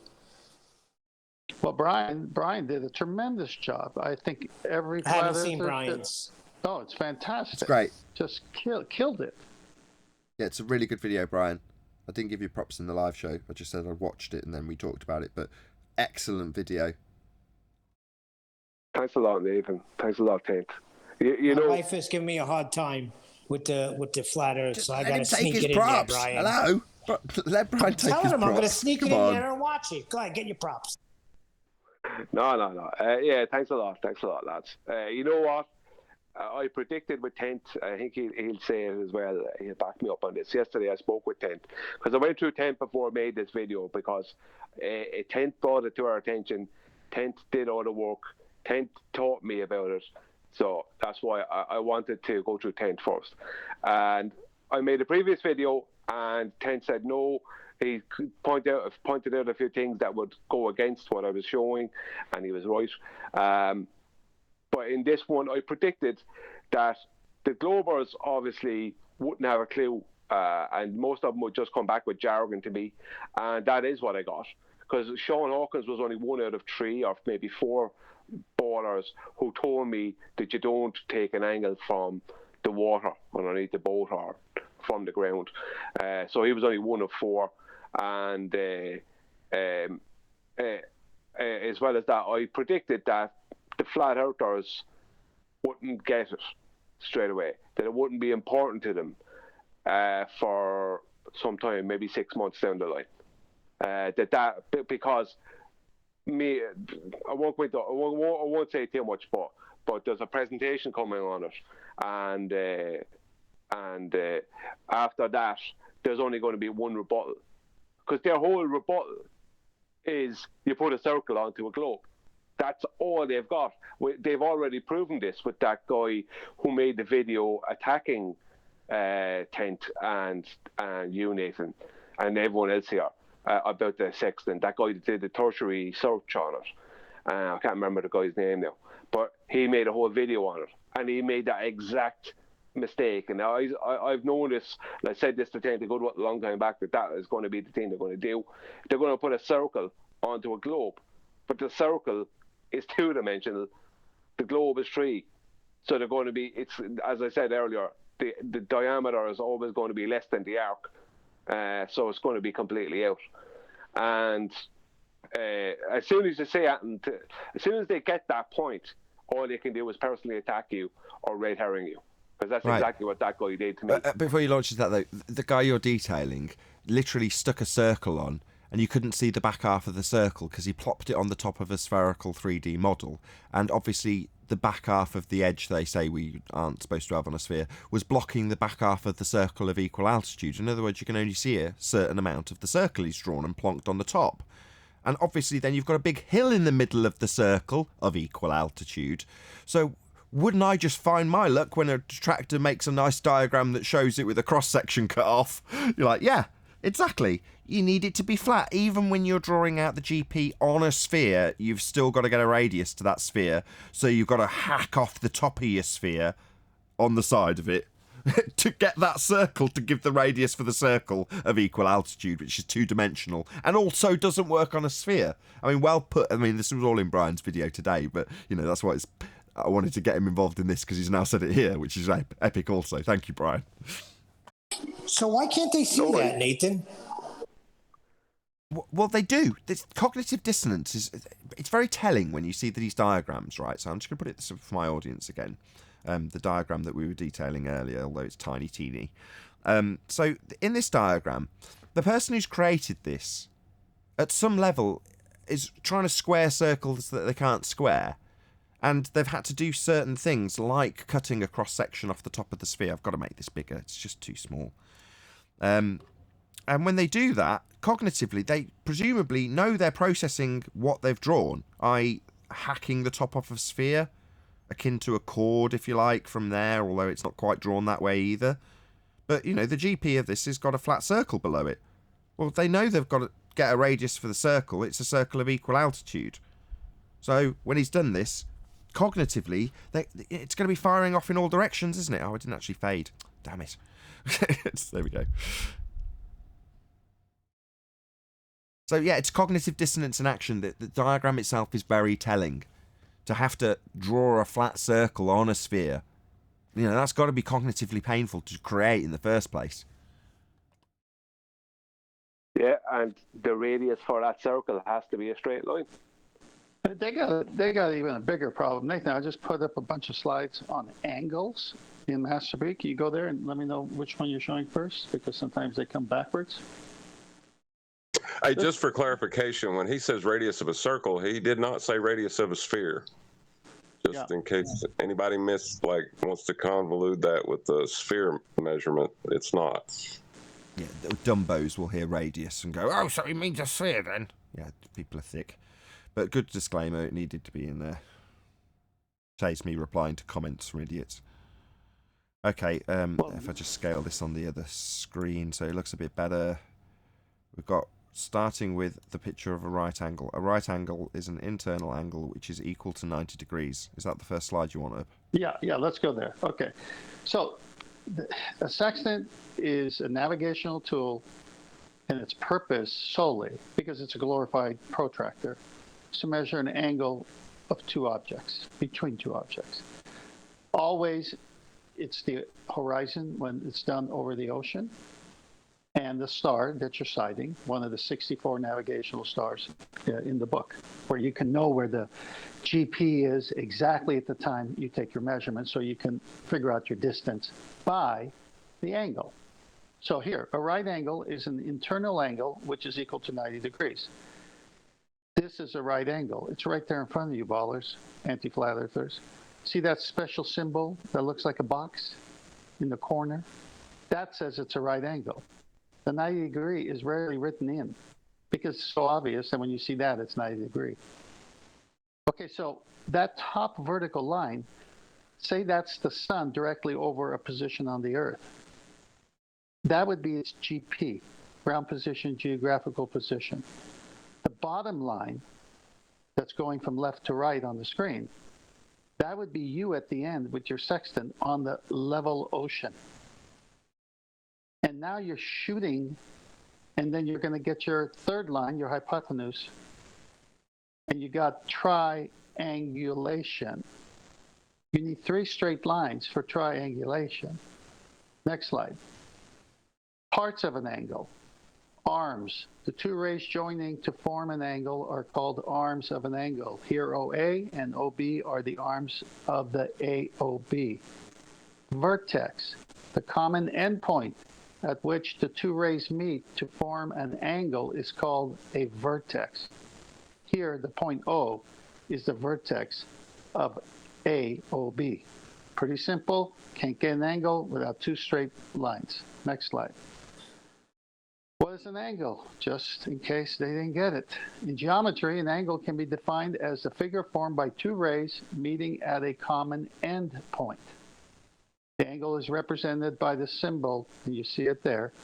Here, the angle below is AOB. Angles are measured in degrees using a protractor. Next slide. Just in case, this is what a protractor looks like. And you see that 0 on both sides. And you see that it goes to 0 to 90 from left to right and 0 to 90 right to left. But it also has 0 to 180. 180 is a straight line. Next slide. Parts of an angle. Just in case the slides previously haven't got to the anti-flat earthers yet. The corner point of an angle is called the vertex. And the 2 straight sides are called arms. 2 straight sides. The angle is the amount of turn between each arm. Next slide. Names of angles. As the angle increases, the name changes. Acute, right, obtuse, straight, reflex, full rotation. Two-dimensional circle here. Do you see anything with a curved line? Anybody? Wouldn't there be an image of a curved line showing an angle if you can get an angle off of a curved line?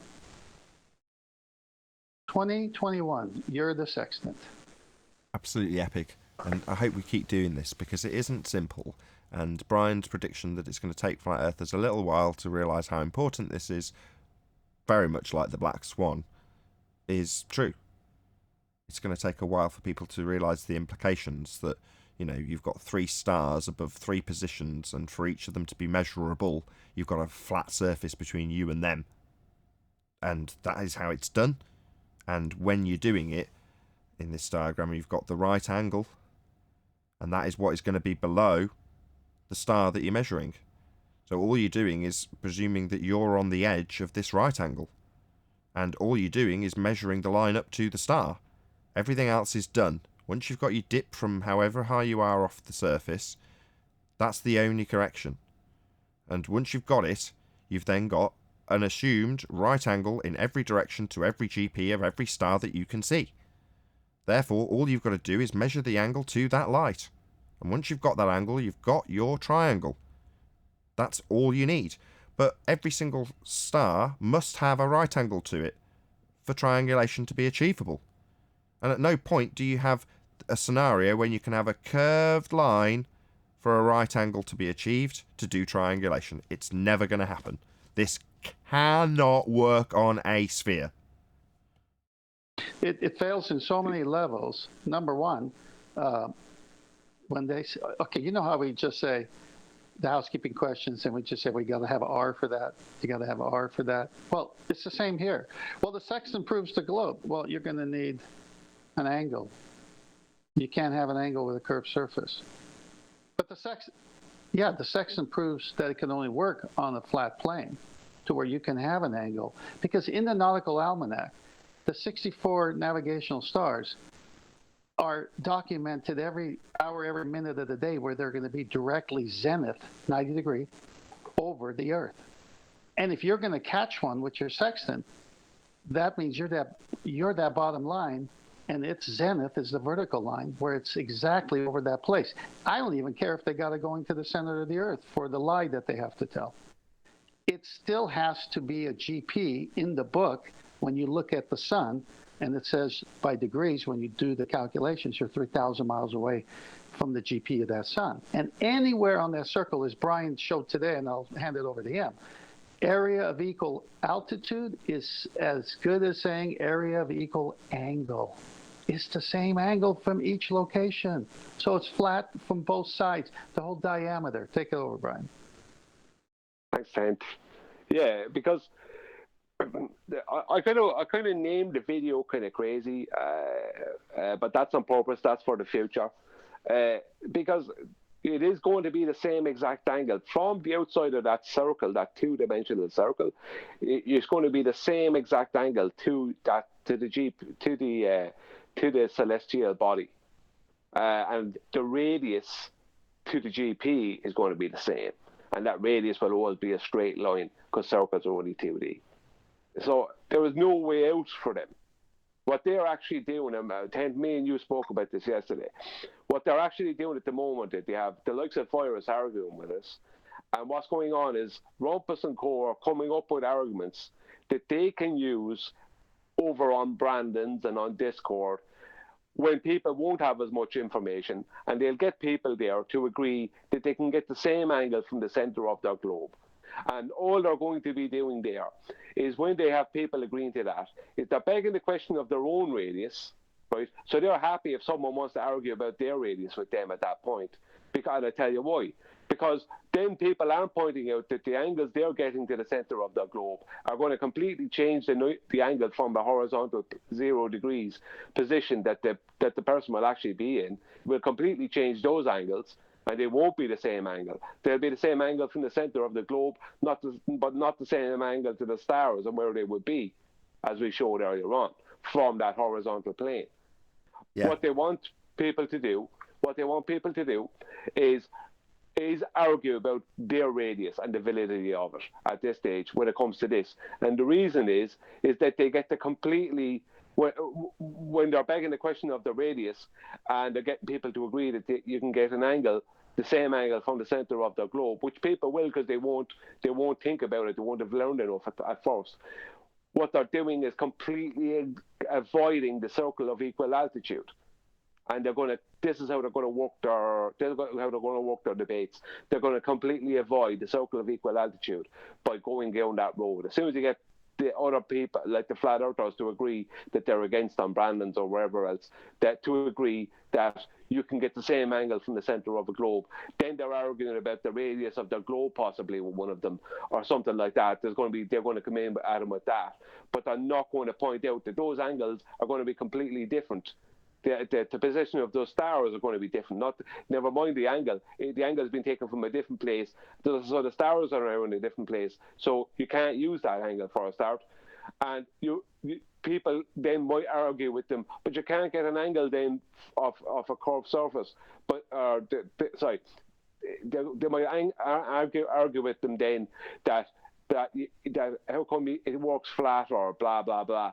But what they're not doing then is they're not pointing out the circle of equal altitude, and that's what Rumpus and them have to avoid.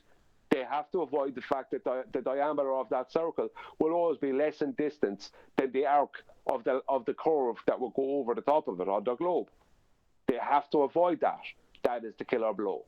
And also, they can't get a 90. I mean, I think the circle of equal altitude at South Point that you're making, Brian, is more valid than the arc over the top, which is also equally valid in terms of its validity in point terms. But in terms of the argument and whether or not it's going to be won, if you're in a position on the ground, every triangulatable star that you can cite has got a 90-degree angle to it. Two lines are already established. One that goes to the ground from that star, and in their depiction, it goes to the ground at an angle. So the GP is coming in at an angle. Well, it's like, well, even if you take that as correct and read that that star's GP is going down at an angle, it's not straight down, then even if you draw a tangent plane from the zenith of that star, it still isn't triangulatable because you haven't got 90 degrees from your position anymore. Yeah, actually, but no, Nathan, I'll tell you why it's so important. It's the magic trick. You know, when they speak about refraction and they talk about actual refraction, and then they switch the suitcase for the 7/6R, that's what they're going to do with this. This is the magic trick. They will talk about the circle of equal angle of equal altitude, and they don't mind talking about that. And then they just take the circle and plop it onto the side of their globe. And most people will just go, okay, it seems to work that way too, right? And they talk about taking the zenith, or bringing the zenith of the star or whatever to the center of the globe, and they just say, see, it works that way too. And people will then just accept it because they won't think about it, and they'll work off just one circle of equal altitude. They won't start triangulating them straight away. But the whole point is that they're going to take that 2D circle, put it onto their 3D globe, and then act as if everything is normal. And loads of people who are flat earthers who are in debates with them will just go, yeah, okay, and they won't spot it. Yes, but that's only, it's important. That only works for one position at a time. And I think you've alluded to that already. But when you take your zenith and say, okay, yeah, we'll accept the single circle of equal altitude, it's like, yeah, but then you've got to curve the next one around at a different angle on a sphere. So when you cross over those two circles, which is how triangulation's performed, they don't cross over anymore.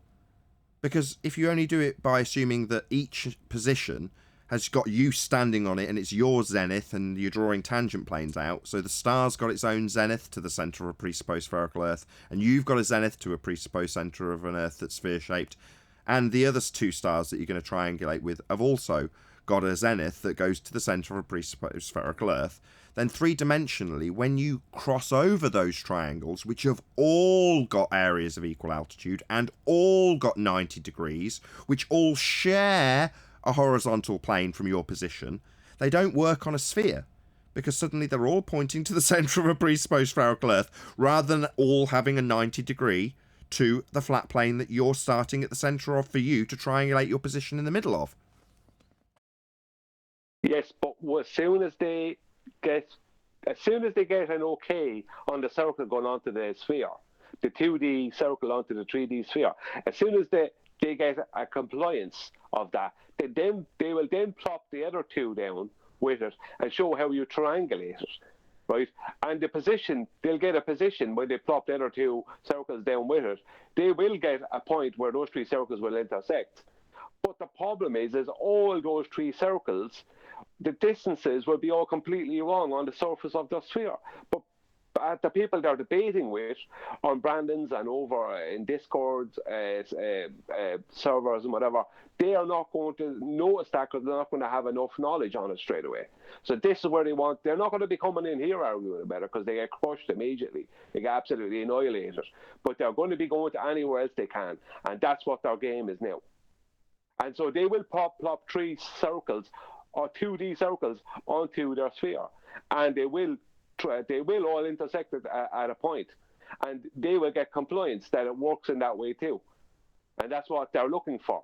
And people will forget. That's why I'm saying it's so important that the diameter of those circles, right, will never match the arc of the curved land that will be going over the top of it. Yeah, I get you. If you're saying if they do transpose three areas of equal altitude onto a sphere, which is nonsense, and that's my point, but once they do it and they say, look, here's three circles that do intersect on a sphere, and you go, yeah, but the stars positionally GP won't be matching up because you've got them all coming in at an angle to the centre of a presupposed spherical Earth. But further to that, each of those three circles has now got a dome on the top of it, which means that when you hack the top of it in the diagram I showed earlier, you've got a flat plane to work with to put the position on. But when you've got three lumps that intersect in the middle, then suddenly geographically they're no longer representative of a radius with an equal area circle that's flat. That doesn't work either because you've got a hump in the middle of each of the circles. That's what you're saying, right, Brian? When you get into the advanced fundy debate, that's what you're saying. Yeah, see, this is why I used the Gleason's map, because it's a longitudinal map. It's that they don't deal in truth and facts. All they need is compliance, and they'll just carry on with dishonesty from there. You know, all Rumpus will need is compliance from a couple of flat earthers, either on Discord or Brandon's. All he'll need is compliance, and he will then plop those three circles onto that globe and show them intersecting, and then prove his point, supposedly to the uneducated who won't know at the time. You know, and that's what he's going to do. But this is why I used the Gleason's map, because just like the AE map, the longitude lines are all the longitude lines are the same exact distance from the geographic center to the circle on the outside. So they're same exact distance. Whether you curve those lines, whether you curve it into a sphere or keep it flat, the distance on those longitude lines are the same. But where it's flat, your radius is from the geographic center and not from the center of a globe.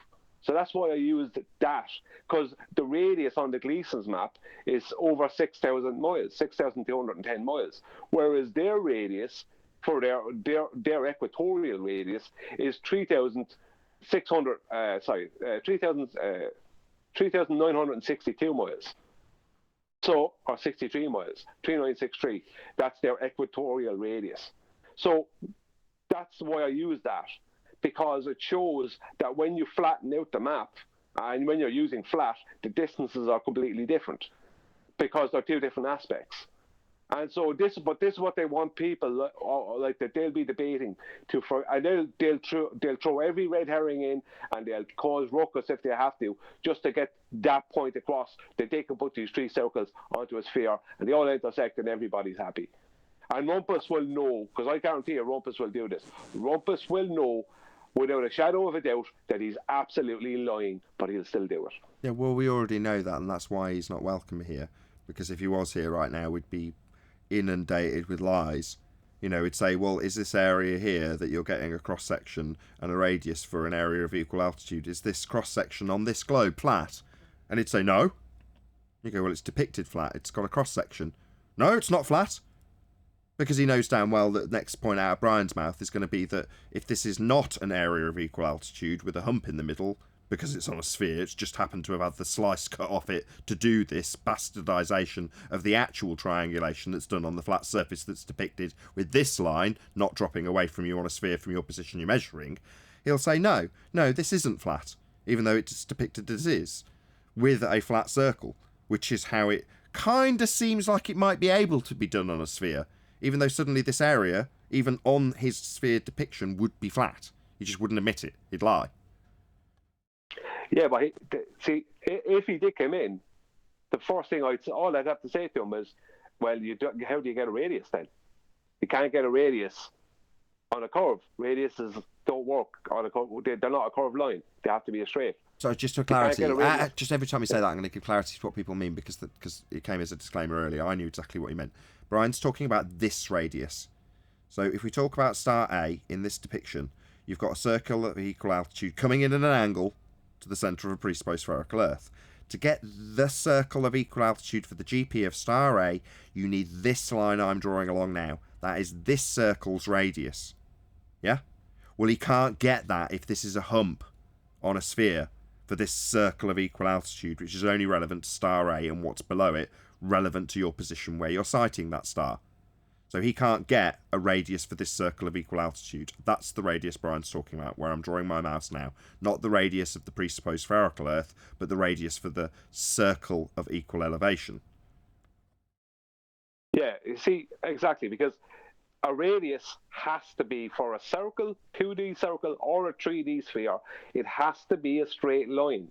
So the very first thing I would say, well, how do you get the radius? And he's going to have to then cut a chord, treat the globe as a 2D circle and cut a chord through that part of that circle to create a kind of a base to a dome. And he's going to have to do that. And then the distances are going to be wrong because the diameter that he'll be, or straight line chord, he'll be a diameter because he's making a 2D circle at that point. Yeah. The diameter will be wrong. It'll be different in distance from the arc length. So it doesn't work. But the point is that he's not going to be coming in here. They won't be coming in here. They're formulating their arguments to go to other places. Yeah. All that's happening now, Brian, is that the trenches on the other side of the battleground are having their training program being ran. That's all that's happening. So they can get this. This was the first version of it. Somebody who's comprehended the bullshit that Rumpus or whoever has presented them with, and they've managed to formulate that into a shitty video. And so, look how wrong Nathan is. He doesn't understand how to navigate. And then they do this. And you're like, okay, when it comes down to even their bastardization, they're still justifying flat surfaces. This circle I'm drawing my mouse around now, and this circle I'm drawing my mouse around, are both flat circles. So they're showing you, this is how we draw a flat surface on a sphere. You're like, so you've got to get a cross-section. You've got to get a flat surface to do this with star A then. So star A is considered to have an area of flatness. So it's flat. This whole area is flat in this diagram. Right? It's even drawn that way with this straight line intersecting it, showing you it's flat. So to do this, you've got to hack a whole section off and make it flat. No, it's just flat. Yeah? But even in their disclaimers and get-arounds about triangulation using 90 degrees from your position, which only this line here represents the one without drop, even when they try and weasel it on, you've still got a flat circle to contend with. So we're still assuming that star A goes to a GP and it's got a flat circle all around it.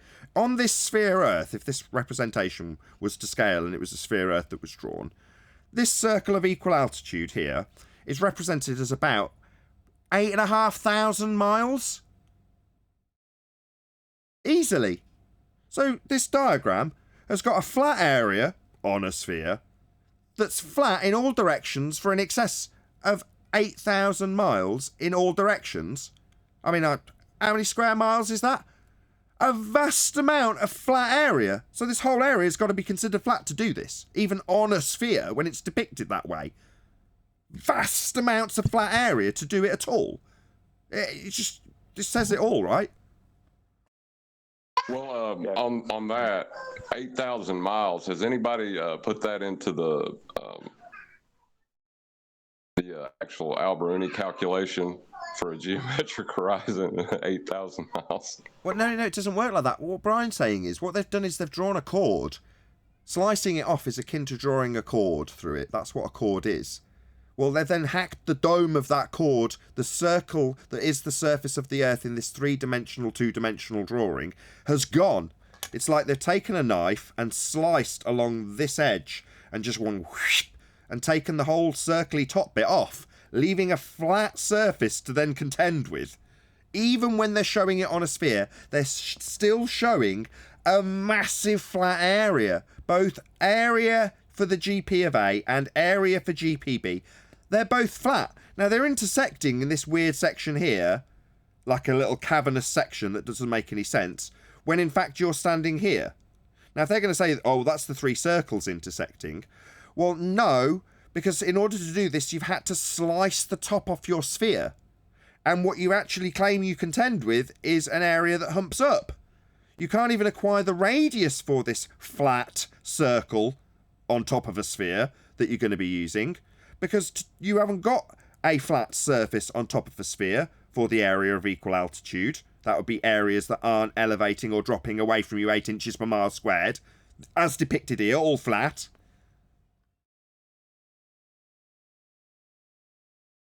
Yeah, they're going to. You see, the whole point of my video, and I talked about it with Ted, and what we're speaking about now, this is going to preempt all their arguments that they're going to come with. Because you're going to have a huge amount of them who don't know what the hell they're talking about, and they're going to come at people with jargon. And a huge amount of them that won't understand, and this is the main thing, they won't understand what we're talking about. They literally won't get it. These people don't understand simple concepts. It's bizarre, or it's unfortunate for them, I don't know, but they don't understand simple concepts. How many of them still don't understand the black swan? Indeed. But let's just hold on before you branch off into that. I'm just going to summarize one more time. Have you guys got the picture I sent in Skype? At GPA, so you've got star A on the left, and then you've got a point that intersects with a cross that intersects the circle, right? Yeah. Well, you've got a very heavily marked circle with an arrow pointing at it, and it says GPA below it. Yeah. Well, where that star meets that point in this diagram, you've got 90 degrees here, 90 degrees here, 90 degrees here, and 90 degrees here. Now, the only way that this diagram gives you 90 degrees for star A is by slicing off the top of the sphere. This is all a flat area. Why? Well, because you need 90 degrees. Now, if this area actually curves up, it means that this line here, and this line here, and this line here, and this line here are not straight on a sphere, meaning that you can't get the 90-degree angle at the position I'm circling now, labelled GPA. There is no 90 degrees at this point on a sphere.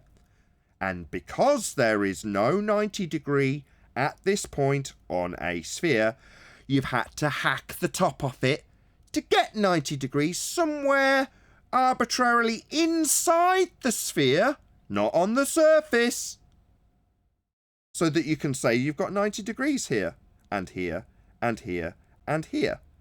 And you haven't got 90 degrees here, here, here, and here on a sphere, because this line would be curving. So they haven't got this straight line or this straight line on a sphere, and it is absolutely required to get 90 degrees at position GPA.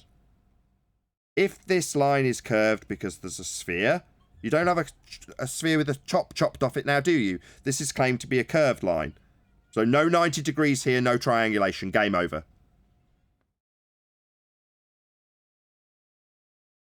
Well, what I see with that diagram and with their diagram similar is it's very similar to what they try and do. This is a very, very similar thing to what they try and do with the chord line of an airplane's wings. As to go around the globe, when you have the chord line of your wings, which is the center of the wings, must stay at least 1 degree above 0 degrees horizontal. Then you've got to create a whole new horizontal all the time. And that's what they're doing here. They come up with several different horizontals. And they're all like local horizontals. It's like there is only, like, you can have many horizontals, but they must be parallel to each other. You can't have horizontals crossing across each other. Then which one is horizontal? How do you establish 0 degrees horizontal? Because that's the whole point, isn't it? They don't even draw it in for GPB, so there's no horizontal line because it would look a right mess, wouldn't it? So they just draw the circle around it. Whereas this one's got a horizontal line running through GPB, this one's got a horizontal line for zenith, and this one's got a horizontal line for GPA. So you've got all different horizontals. Sorry, what's going on? Why aren't they all horizontal? Oh, because they've been transposed onto a sphere that's had the tops and sides chopped off it to give flat surfaces. Yeah, even in this diagram, there's 2 horizontals. There's the tangent line, the tangent plane at the top, with the zenith going through it. Then you have the other one for star A.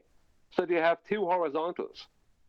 Let's just say, well, you know, which one of them? Like when I say they have 2 horizontals, they can't have 2. It's completely impossible. Plus the third undrawn horizontal that would be at GPB. So you've also got a third one. They just didn't draw it in.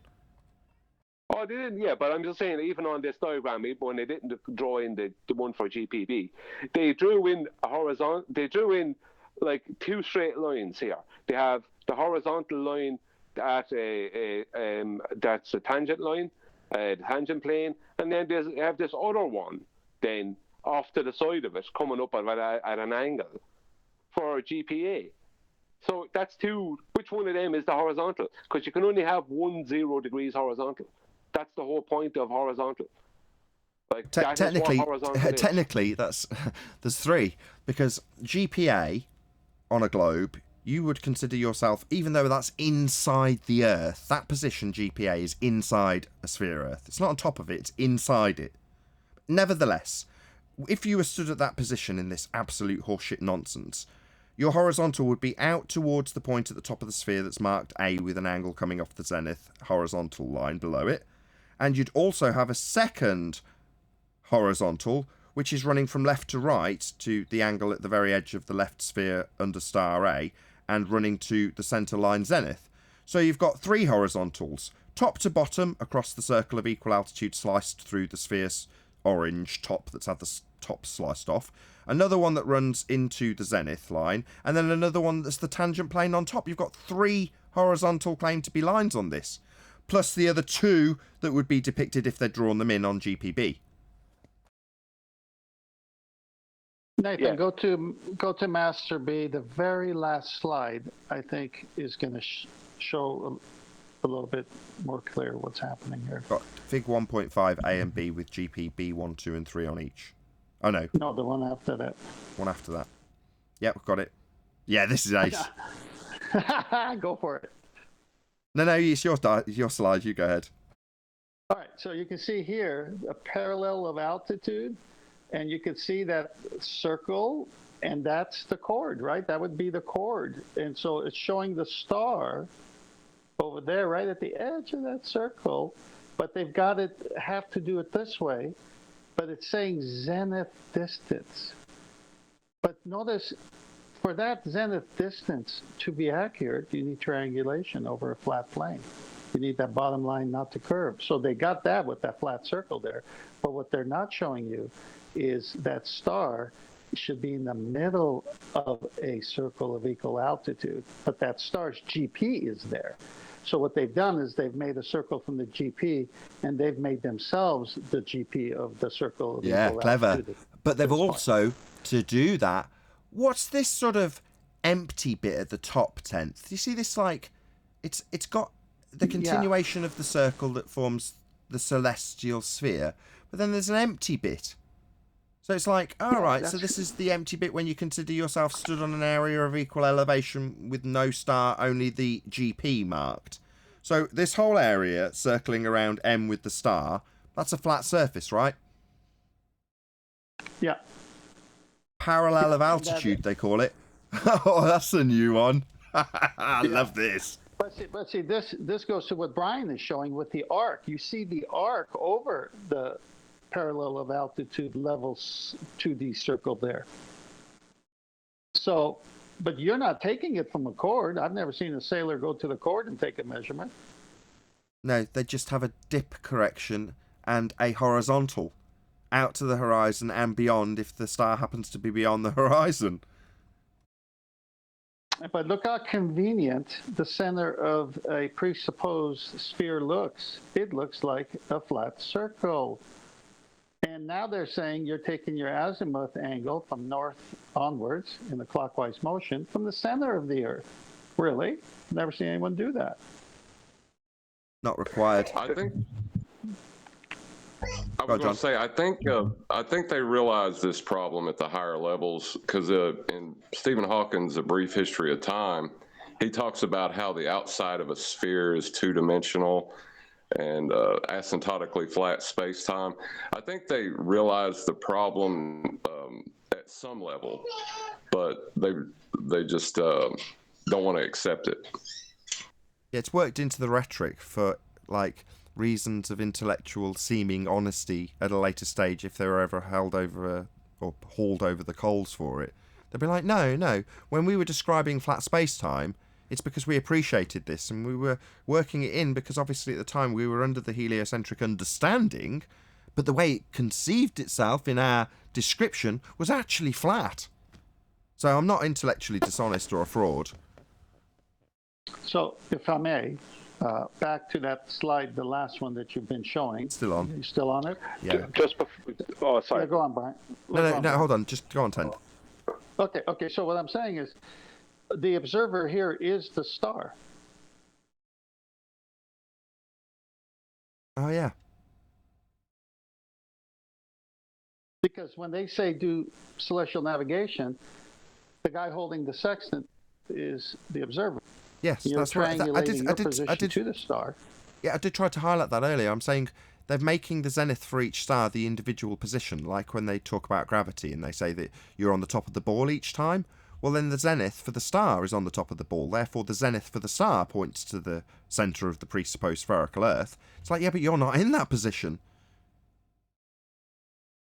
Yeah, but I'm trying to bring it from a different angle. Because I'm telling you, we can beat this thing up from so many angles. Wait until I show you again the slides of what the sun must do for them to even have this phony model of theirs. But anyway, that'll be after Brian's done. So here we've got, in every other illustration, the navigator with the sextant is somewhere on the circle, and the GP of the star is in the middle of that 2D circle, and that radius that Brian is talking about has to be a straight line. So there's your triangulation. In this illustration, they've got Z right in the middle and saying the distance from Z to the star. But they've reversed it. They've put the star on the edge where normally the navigator's on the edge. So it is so weird because I could kill this so many ways. And then they actually show a parallel of altitude, which is another way of saying what we're saying. You can't achieve an angle with a curved surface. And then so they do the work for us by saying, okay, well, it's a chord, and the distance above the chord is still curved, which is Brian's point, the arc. Well, first of all, no one's ever taken a measurement from a chord. You're always taking it from somewhere on a presupposed arc of a presupposed sphere. I mean, it was Eratosthenes who assumed the Earth was a sphere, and he assumed sunlight came in parallel.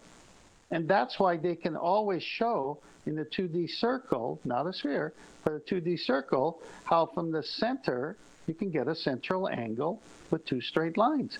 And this is the whole trick. Yeah, I've actually got that on screen now by my handy troll that refuted me or claimed to have with this diagram. So exactly where they've put an intersection with a chord through the centre, and then mark GPA. That's is it ground position or geographic It's position? it's both ground position or geographical position. This diagram is a lie, because ground position or geographical position would be your position geographically or on the ground, and their geographical position is inside the Earth, so that they can get a right angle to the GP. So their GP is actually up here somewhere, where my mouse is, with a curve coming up to meet it, and no 90-degree angle acquirable. So they put their GP inside a sphere Earth. That's where you screw them. Yeah, and they use the equator line for the base 0 line to create the right angle, because you can see there's 4 90-degree quadrants to a circle. And so the zenith goes to O, O goes to straight out, and that's your 1/4 of the Earth, and that's a 90-degree angle. And 4 of them make 360. So it's just a 2D circle, an orthographic view, because it's a presupposition we live on a sphere, and also a presupposition that sunlight comes in parallel to even allow for corresponding angles to occur. I'll let Brian finish up, and then I've got some slides for you still. But would you, just before Brian goes, would you agree that that's the killer? What is a geographical or ground position? Your position geographically or on the ground. In their depiction of 3D triangulation on a sphere, your ground position's inside Earth. It must be, because you can't get 90 degrees without you being inside the Earth. That's absolutely correct. They'll say that when the star is directly overhead and it's coming in a straight line, the GP, it's going to touch the surface of the Earth. That's the GP, or the sub point, or the ground position. But you must continue to the center, because all measurements in the Nautical Almanac are said to be already pre-calculated from the center of the Earth to the center of the Sun, center of the Earth to the center of Venus, all these different things. So that's how they fool you. Because, again, all you're doing is referring to some calculations that they've already got all for you, and all you got to do is have time and date and angle. And you don't have to think. Go on, Brian. Yeah, thanks, Ted, and thanks, Nathan. All I was going to say is the very first thing I noticed about Tent's diagram, sorry, not his diagram, but the one he presented, where it showed the star on the outside of the circle of equal altitude, was the fact, the very first thing I spotted was they have zenith distance with an arrow with Z on it, and it's curved. They have this curved arrow, and it's like, that's the magic trick. It's like people just go, all right, I accept that, that's how it works. Like, forgetting that line, that straight line that's next to it, on the left of it, is less in distance than that Z arrow. That's the first thing I noticed. And secondly, the star itself, at that point, if you're doing like this diagram shows, then you're only triangulating a star. You're not triangulating your position at all. And you won't be able to do it after one circle if you reversed it, because how are you going to get a second one? Yeah, you know what I mean? It's like this diagram is completely wrong. But maybe it's made to be that way. I don't know, but I know this. It's wrong, but it shows you how the magic works, right? Give the star the position, give it its zenith, have its zenith move to the center of a presupposed spherical Earth. That's how the magic trick works. That's why this is a great diagram. Yeah, and show a curved. Sorry, Tim, we'll say, and show a curved arrow. That's the thing people will focus on. They go, oh yeah, so it does work either way. They're not thinking flat and curved are different. Sorry. Yeah, and also they have to put in little things like parallel of altitude. Parallel? Why would they need to have to say that? Because it's area of equal altitude if you were considering your position rather than the star's position. But you still need this area of equal altitude. And as Brian keeps saying, the zenith curved line bastardizes this Z line from the outside edge of the parallel of altitude to the Z in the center, because that's the radius of this circle, which is all flat. So what's this zenith? Why is this bent? What's all that about? Oh, well, that's the magic trick, isn't it? This is all cool, is it? No. Circles have got a radius value, and that radius value is going to be completely bent out of all distorted shape on a sphere, isn't it now? Well, there's something else here, and it takes a little bit more time of educating yourself. They got great circles and they got small circles. Great circles are always going right through the center.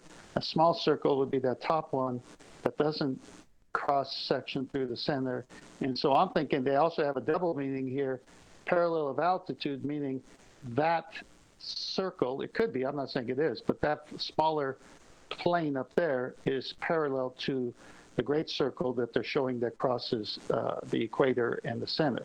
So it can mean a couple of things, but both are wrong, because you still have to say, what does the sextant do? The sextant measures angles, and we already went through the slides of how angles are achieved. So this could never work as a source proof that someone on the surface that's curved could ever get an angle. So it's over anyway, because all you got to do is describe what an angle is and how to get an angle. So all these illustrations are there to trick people, just like what all the other Muppet Vision orthographic views do. No one sees it from the side of their own head, as you've always said.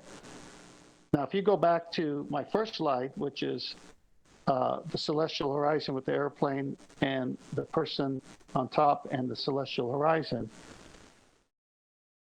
I'll summarize everything quickly. Tell me when you're there. It's the one with the plane with all the lines. Yes. Okay, Yeah, so here's what they're doing, folks. They're assuming they live on a sphere. They need a central angle because you can get a 90 degree on a two-dimensional circle. They fool you by telling you they're getting it from a sphere. But let's go on. So you've got someone in an airplane, and they take out a bubble sextant, which has got a level on it. And normally the navigator on the plane doesn't shoot the horizon, they just keep it level. And then they get their sighting to whatever star. Then you got someone on the surface of the Earth with a real sextant, and he's got to line it up to the horizon, which is straight and horizontal. Another straight line of the two arms that you need to get an angle. And then they have to somehow make you think you live on a sphere, so they say, well, really, we're getting the angle from the center of the Earth to the center of the sun. And that's why sunlight, as depicted here with three yellow straight lines coming at a parallel way, is why they say sunlight comes in parallel. Because in order for that central angle to give you the same angle on the surface of the plane, light has to come in parallel. Next slide. Well, what do you know? Here's a beautiful shot of the sun's light. Does it look parallel? Anyone want to say that's parallel? It looks to me like it's going in all directions. The next slide. With a weather balloon up high. Oh my gosh, could that be the GP of the sun for that time and date? That hot spot? Where's the big hot spot if it's parallel? Let's go to the next slide. Adam Meakin shared this a day or so ago. He says they say the sun is a round body, and when the photon leaves, it's going in all directions, and it continues in those directions. And yet in this image, you can see at the top, they have Earth in green, and they're saying because the sun is so far away, the light ray never comes in this way. It's actually parallel because of the distance. Yet you just saw a picture that defies that. Next one. Oh, but when it's convenient for them, it's not parallel. Anyone remember these sides?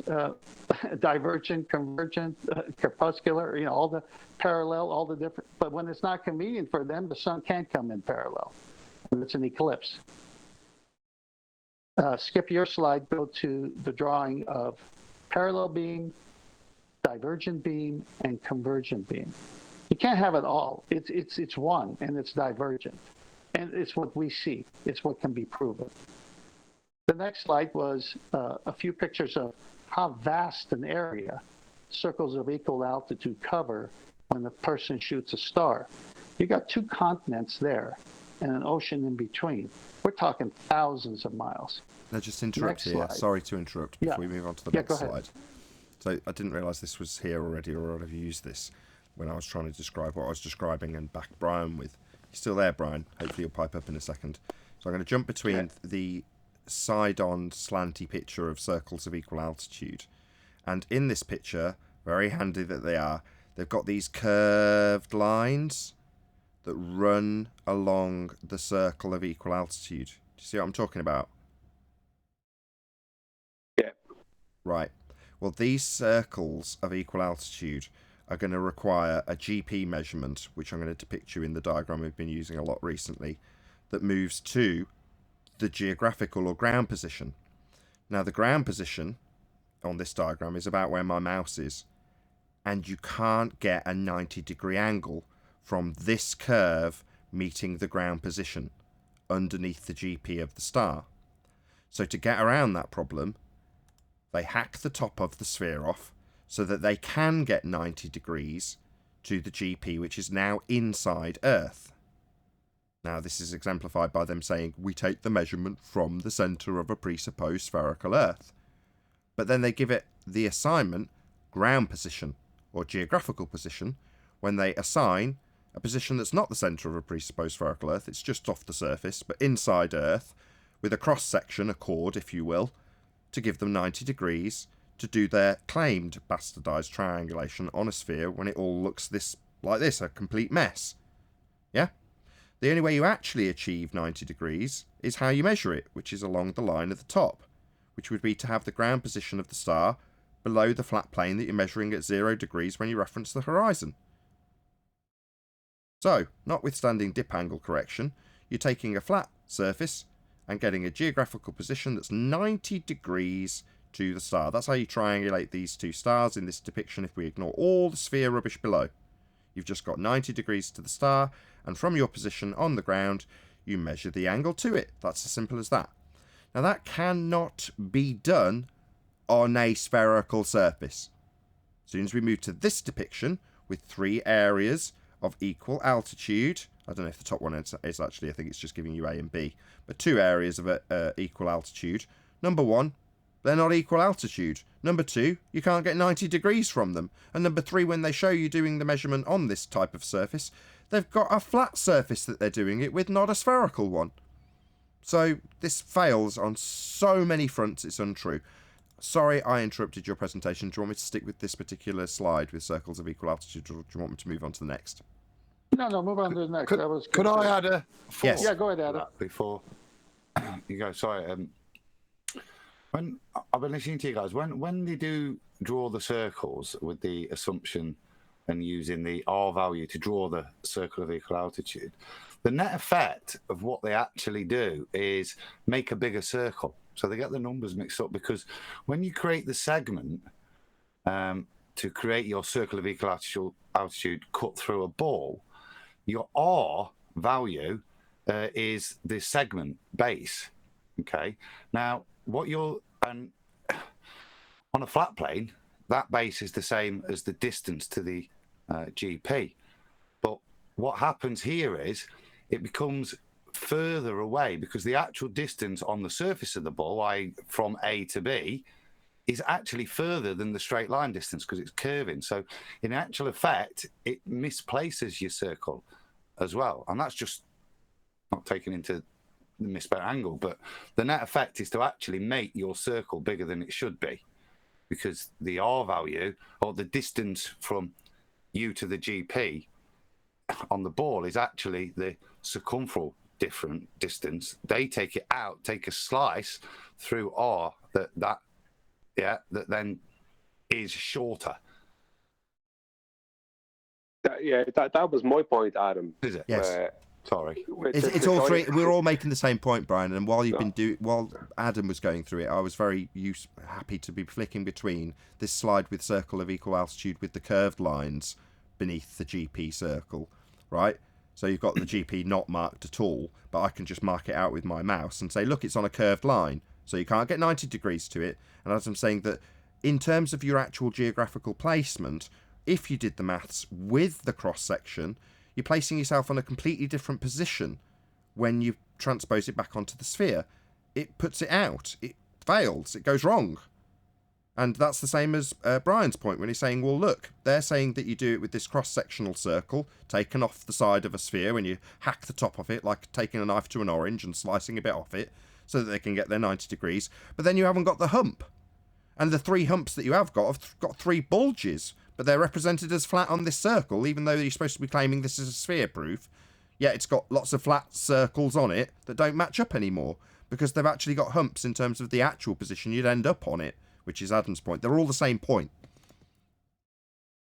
Yeah.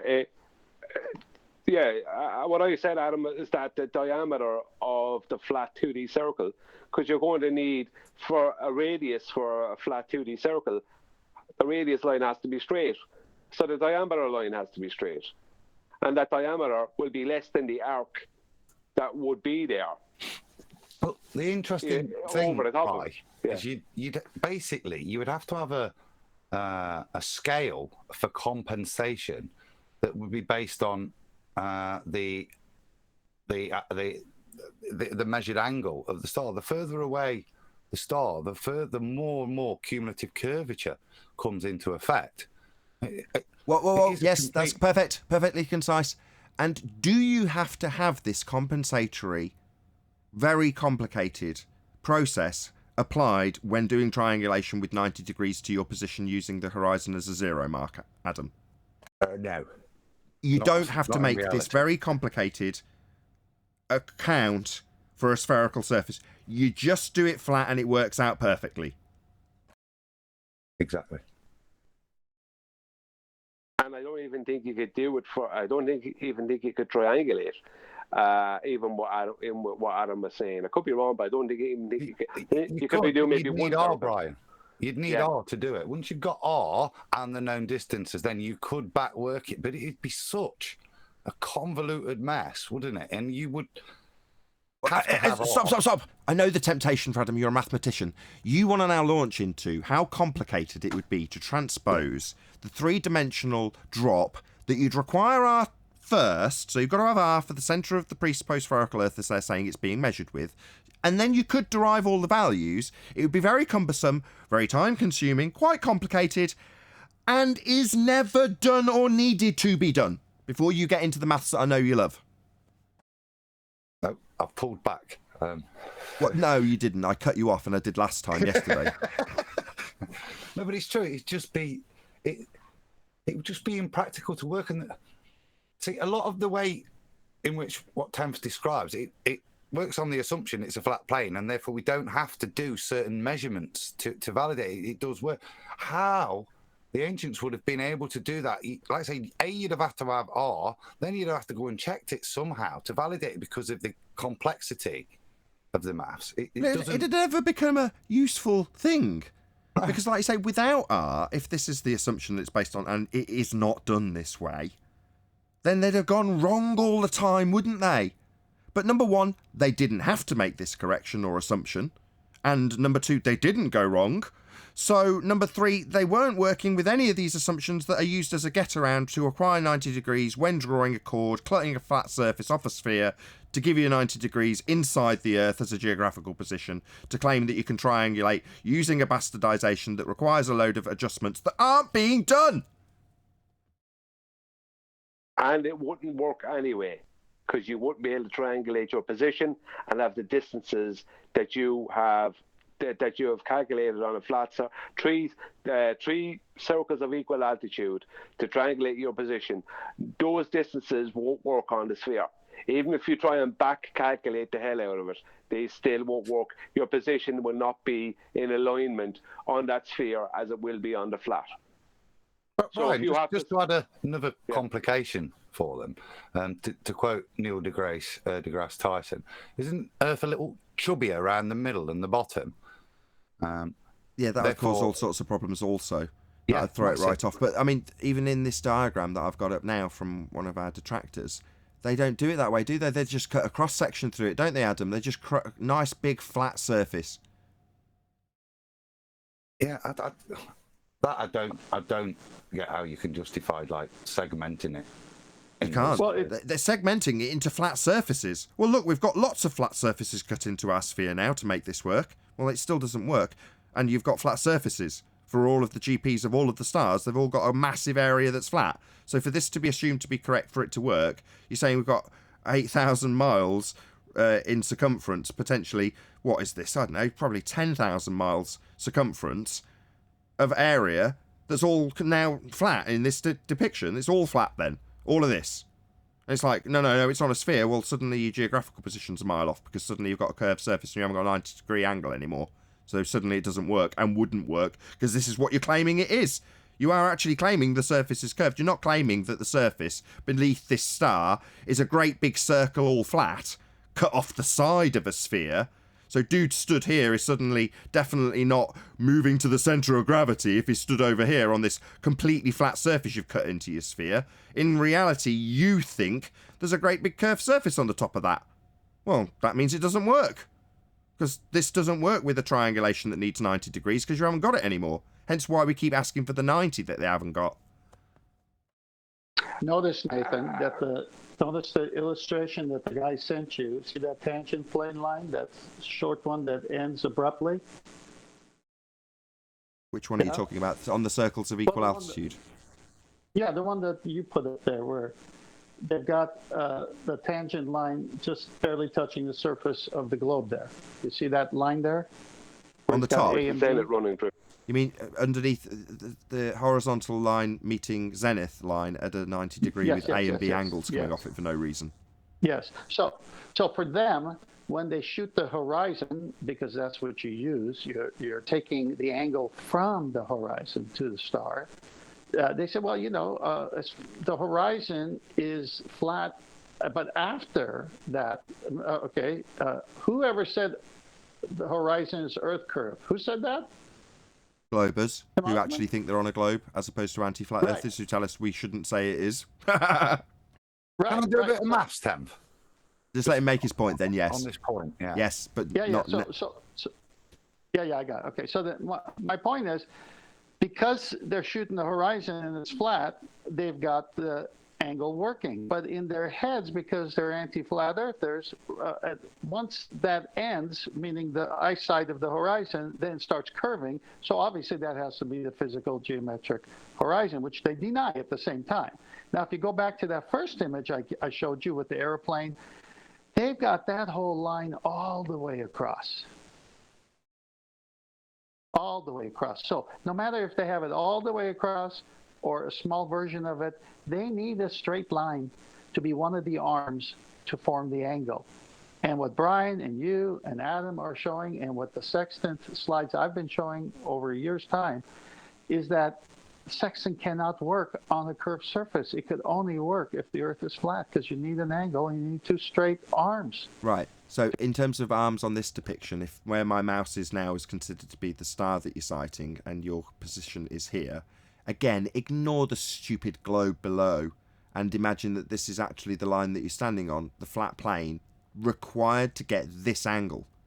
Again, the GP of the star, however, is going to be meeting the ground below at 90 degrees to where you are situated. So out to the GP of the star would be here. And as soon as you have the GP of the star going all the way down here, 90 degrees side on a sphere Earth, yeah, that isn't going to be achievable in terms of getting 90 degrees to it if you draw a chord to it. That would be to slice the top of this sphere depiction off and have the GP of the star here. Well, that means your area of equal altitude's on the side of this sphere, as depicted in this diagram. It all goes to hell very, very fast. And also, just to top this off, the assumption that all light from the sun comes in parallel, bearing in mind you can do triangulation just with a little bit of time, wait for the sun to move. Same assumptions applied on a sphere. You've got all the light coming in parallel, as depicted here, until you see the sun. That's what it actually looks like in reality. Well, one last point. On the illustration that the guy sent you, notice the angle A and B are done with straight lines. The tangent line he drew and the A and B line to the zenith. To get an angle, they even know they need straight lines. That's what I was saying earlier. They've got loads of them. A and B, this line that's 90 degrees to the zenith line, that's your first tangent plane. And in reality, what you'll be drawing 90 degrees to the stars with. But that's your first one. Then you've got another one, because you're suddenly assuming that you're at this position inside the Earth, with the zenith moving to the centre of it for the star that's labelled star A. And then you've got two other horizontal positions with 90 degrees to the zenith of that star on this sphere. So it's like, okay, so this is horizontal, and this is horizontal, in reference to GPA inside a sphere Earth, as crazy as that sounds. But also, this line here is also horizontal in this depiction. We're simultaneously seeing a horizontal here, and a horizontal here, and a horizontal here, and a horizontal here, all at once. You're like, this is complete nonsense. Well, something I said earlier, and I've said it before. I don't think it was just before Adam comes back in. I don't think it was understood. Correct me if I'm wrong. How they justify the angle that you would take on the flat plane, which would be the tangent line going across the top of the sphere here, or the circle. How they justify that angle being the same as the angle that's coming into the center of their globe is they believe that these stars that they are sighting are monstrous things. So it's all the same, because we're just on this little planet. So the angle would be, it doesn't matter if it's not to them, they justify that they're not in, that the angle to from the center is always from the center. So you can only ever be at the center of their globe in their rhetoric. If you look at what they do, every time they triangulate, they're only triangulating the center of their globe. They can't triangulate a position. So if they're using the center of the globe their globe is always going to be their triangulated position. Yeah. If you know what I mean. Yeah, well, that's why it comes back nicely to 10th Man's last but one diagram before his boat with a sextant on it. You know, suddenly you're putting the star on the outside of the celestial sphere, right? To justify this. Yeah, but the point I'm making here is that they justify this to themselves to be okay because they believe they're on this little planet and these stars are monstrous things. So it doesn't matter if you're moved over a little bit or if the angle or if your position of angle is slightly different. It's okay because your angle is going to be hitting the star anyway because it's such a huge thing. That's how they are. This is where they're at. They believe they're on a little planet and these stars are monstrous, as opposed to we're on the big thing and the stars are the small thing. It wouldn't make any bloody difference. If I'm looking at a light bulb and I happen to be capable of standing on a ping pong ball, if I move around the ping pong ball, the angle I view it from is changing. It doesn't matter how small the thing I'm moving around is. Yeah, but this is the justification. This is how they're justifying it to themselves. And how they justify parallel sun rays is the sun is so huge that the sun rays, that the sun is so huge that the rays coming off the sun that they know have to be going in all directions if the sun is claimed to be a sphere in their model, right? I'm not saying it is or isn't a sphere. I'm just saying that in their model it is definitely a sphere. Okay. But before you carry on, because we're in the middle of a 10th Man presentation and Adam wants to do some mathsing. Okay. I was just going to say that how they justify the parallel sun rays is that the sun is so huge that the inverse square law of light hasn't even started happening yet by the time the rays get to the Earth. And are those the parallel sun rays that give us penumbra and umbra? Well, no. Okay, just wanted to clear that up. Let's move on to Adam. Hi guys. It was just to add, Nathan, you could pull up the picture with two planispheres. The right-hand side one is positioned over North America with two GP in circles. Gotcha. I was just looking at that one that Tenth had put up and thought, oh, that's nicely positioned, isn't it? That GP encompasses the US. So I looked up the width of the US, which is basically 2,500 miles. So if we half that, square it, multiply it by 8, divide it by 12, and then divide it by 5,280, this will give us the differential between the centre and the edge of that circle. And that comes out to be just short of 200, 197.29 miles. Doesn't sound that equal altitude to me. Yeah, because it should be bloody obvious. If this is being depicted as spherical, then no, it isn't an area of equal altitude at all. And described within your triangulation methodology is utilising an area of equal altitude, which a sphere has not got in any way, shape, or form ever.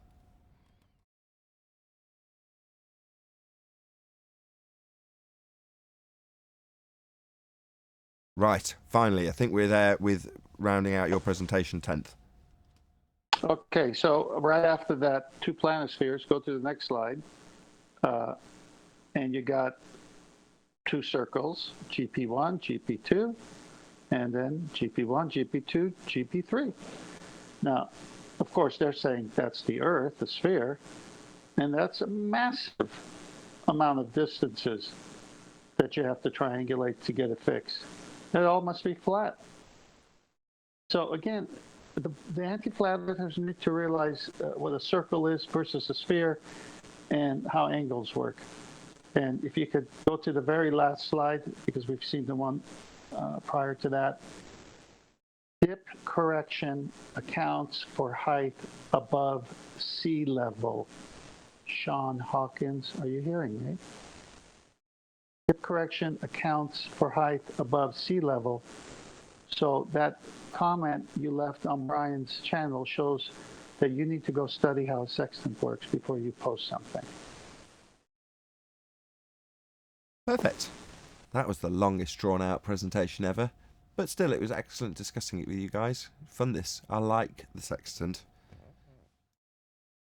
Locally flat. Flat. To do triangulation, Earth must be flat. I like that last diagram of tens. The dip angle correction, it's quite a complicated one you can get flustered on, but when we've been talking about triangles, straight bases, you can see what the dip does. It brings your horizontal line back to the sea level. It's quite a simple function. There's nothing complicated in it. That's why you need to know how high you are off the sea level, and that's what it accommodates for. It just brings everything down. By that mission of being on boats tends to be a small amount, doesn't it? But that's its only function. It's not dealing with curvature of a ball in any way. It's just dealing with the slight angle difference you're going to get by the height you are above the sea level. Because you're going to be assuming that the level of the sea is level and level all the way out to the GP of the star, which could be thousands of miles away. And this minor correction is done because your angle can be sometimes radically changed if you raise in altitude based on the level plane that you've now got an angle to because you're above it. So you make a minor correction that simply incorporates your height above the sea level and the straight line to the GP that will give you the 90 degrees when you've got a line zenith drawn down from the star. That would be this line drawn out from the sextant to potentially thousands of miles away on a flat plane. Yeah. It shows you how important and accurate you have to be, that they're making a compensation just say whether you're 5 foot, 10 foot, 20 foot above the sea level. It's only going to be in those ranges, isn't it? Unless you're on a cruise liner sort of thing. But even then, you know, it's not monstrous. But they recognise that to be accurate and to navigate via these things, you've got to adjust for that thing, because just that small adjustment in the angle that the height will change, which is very small, is sufficient to throw you off. So it's worth adjusting for. Hold on, let's just add to that. So it's sufficient to throw you off in a tiny adjustment in the angle if you don't correct for the fact that you're not actually on the flat surface that you're going to be assuming is flat all the way to the star, because you're now above it, right? You're at an angle to it if you're above it. Yeah. So you've got to make this really minor correction because it's that sensitive. But if you're a ball-believing wanker, apparently the fact that the line out to the GP is dipping away 8 inches per mile square, the vast difference to how you're actually sighting and measuring it, that won't make any difference. Right? Tiny Right. adjustment for being a little bit above the level of the ground that you're on. Straight out, flat in all directions to the GPs of the stars that you're using to triangulate. That minor adjustment must be done to keep it accurate. But sphere Earth, not a concern at all. 8 inches per mile drop, pshah, no problem. Don't even have to worry about it. In fact, we just do it flat without even giving it a thought. Well, Exponential accumulating change. Don't worry about that. Just make sure you've got the right height. You are above the sea level. Hey, Adam, one more thing before Brian says his piece. The sun is moving 1 mile every 4 seconds. So when a sextant operator wants to get a sighting, it's very important to note the time to the second, because in the almanac, it's that precise. So that also is very, so it is a wonderful tool that works, but it can only work on a flat plane. Go on, Brian. yeah, thanks, Tent. No, that's a very good point, Tent. No, I was just going to say the whole main thing with this is how. This is a question. This is not really rhetorical. This is a question. How would it be possible to establish a 0 degrees horizontal on a sphere? You can't. Because you can't. You can't. That's it. And the mariners use the 0 degrees constantly with the sextant. Yes. The pilots use it constantly when they're flying. Yes. So you can't violate that 0 degrees. You can't violate it. And that's what they're doing. They're violating the 0 degrees horizontal. They're coming up with new ones in all different directions. That's correct. So no angle. That's why it was important to show what an angle is. Definitions of words mean things. Of course, they don't care because they just make up as they go. But you can't get an angle from a curved surface, as Brian just said.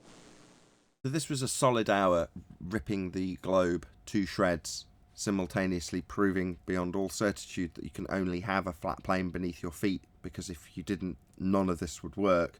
And none of the accounts that are given to us in rebuttal in regards to how it maybe would work on a sphere, but isn't done that way, yeah, they make no difference because the way it is done is on a flat plane. So, are there any triggered fundies in Discord want to react to this?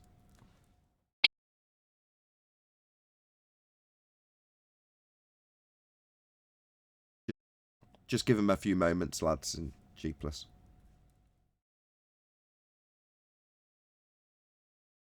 It's got to be seemingly calm for them to crawl out of the woodwork. Neil, can you hear me? Neil. Sorry. Seemingly calm. Neil, be mute. That's all good. Maybe there just aren't any fundies, or they're not triggered by the necessity for a flat plane to do triangulation. Who knows? Now they're just stuck into their circumdicular geometry thinking, which bypasses all these actual natural consequences. So they still got plenty to straw man you with. If they wanted to not address it. Oh, here we go. I predict they're going to say, just like they have to resort to nonsense because they can't defend their position. Science doesn't prove things, quote unquote, anti-flat earthers. They're going to say angles don't prove things. That's what they're going to say next. I predict if one of them comes in, that they're going to come in and they're going to red herring the whole thing, come up with a different argument and completely ignore that because they can't do anything about that sextant argument. So they're going to have to, if anyone comes in, they're going to have to red herring it. Because they can't even straw man you on it. Any more predictions?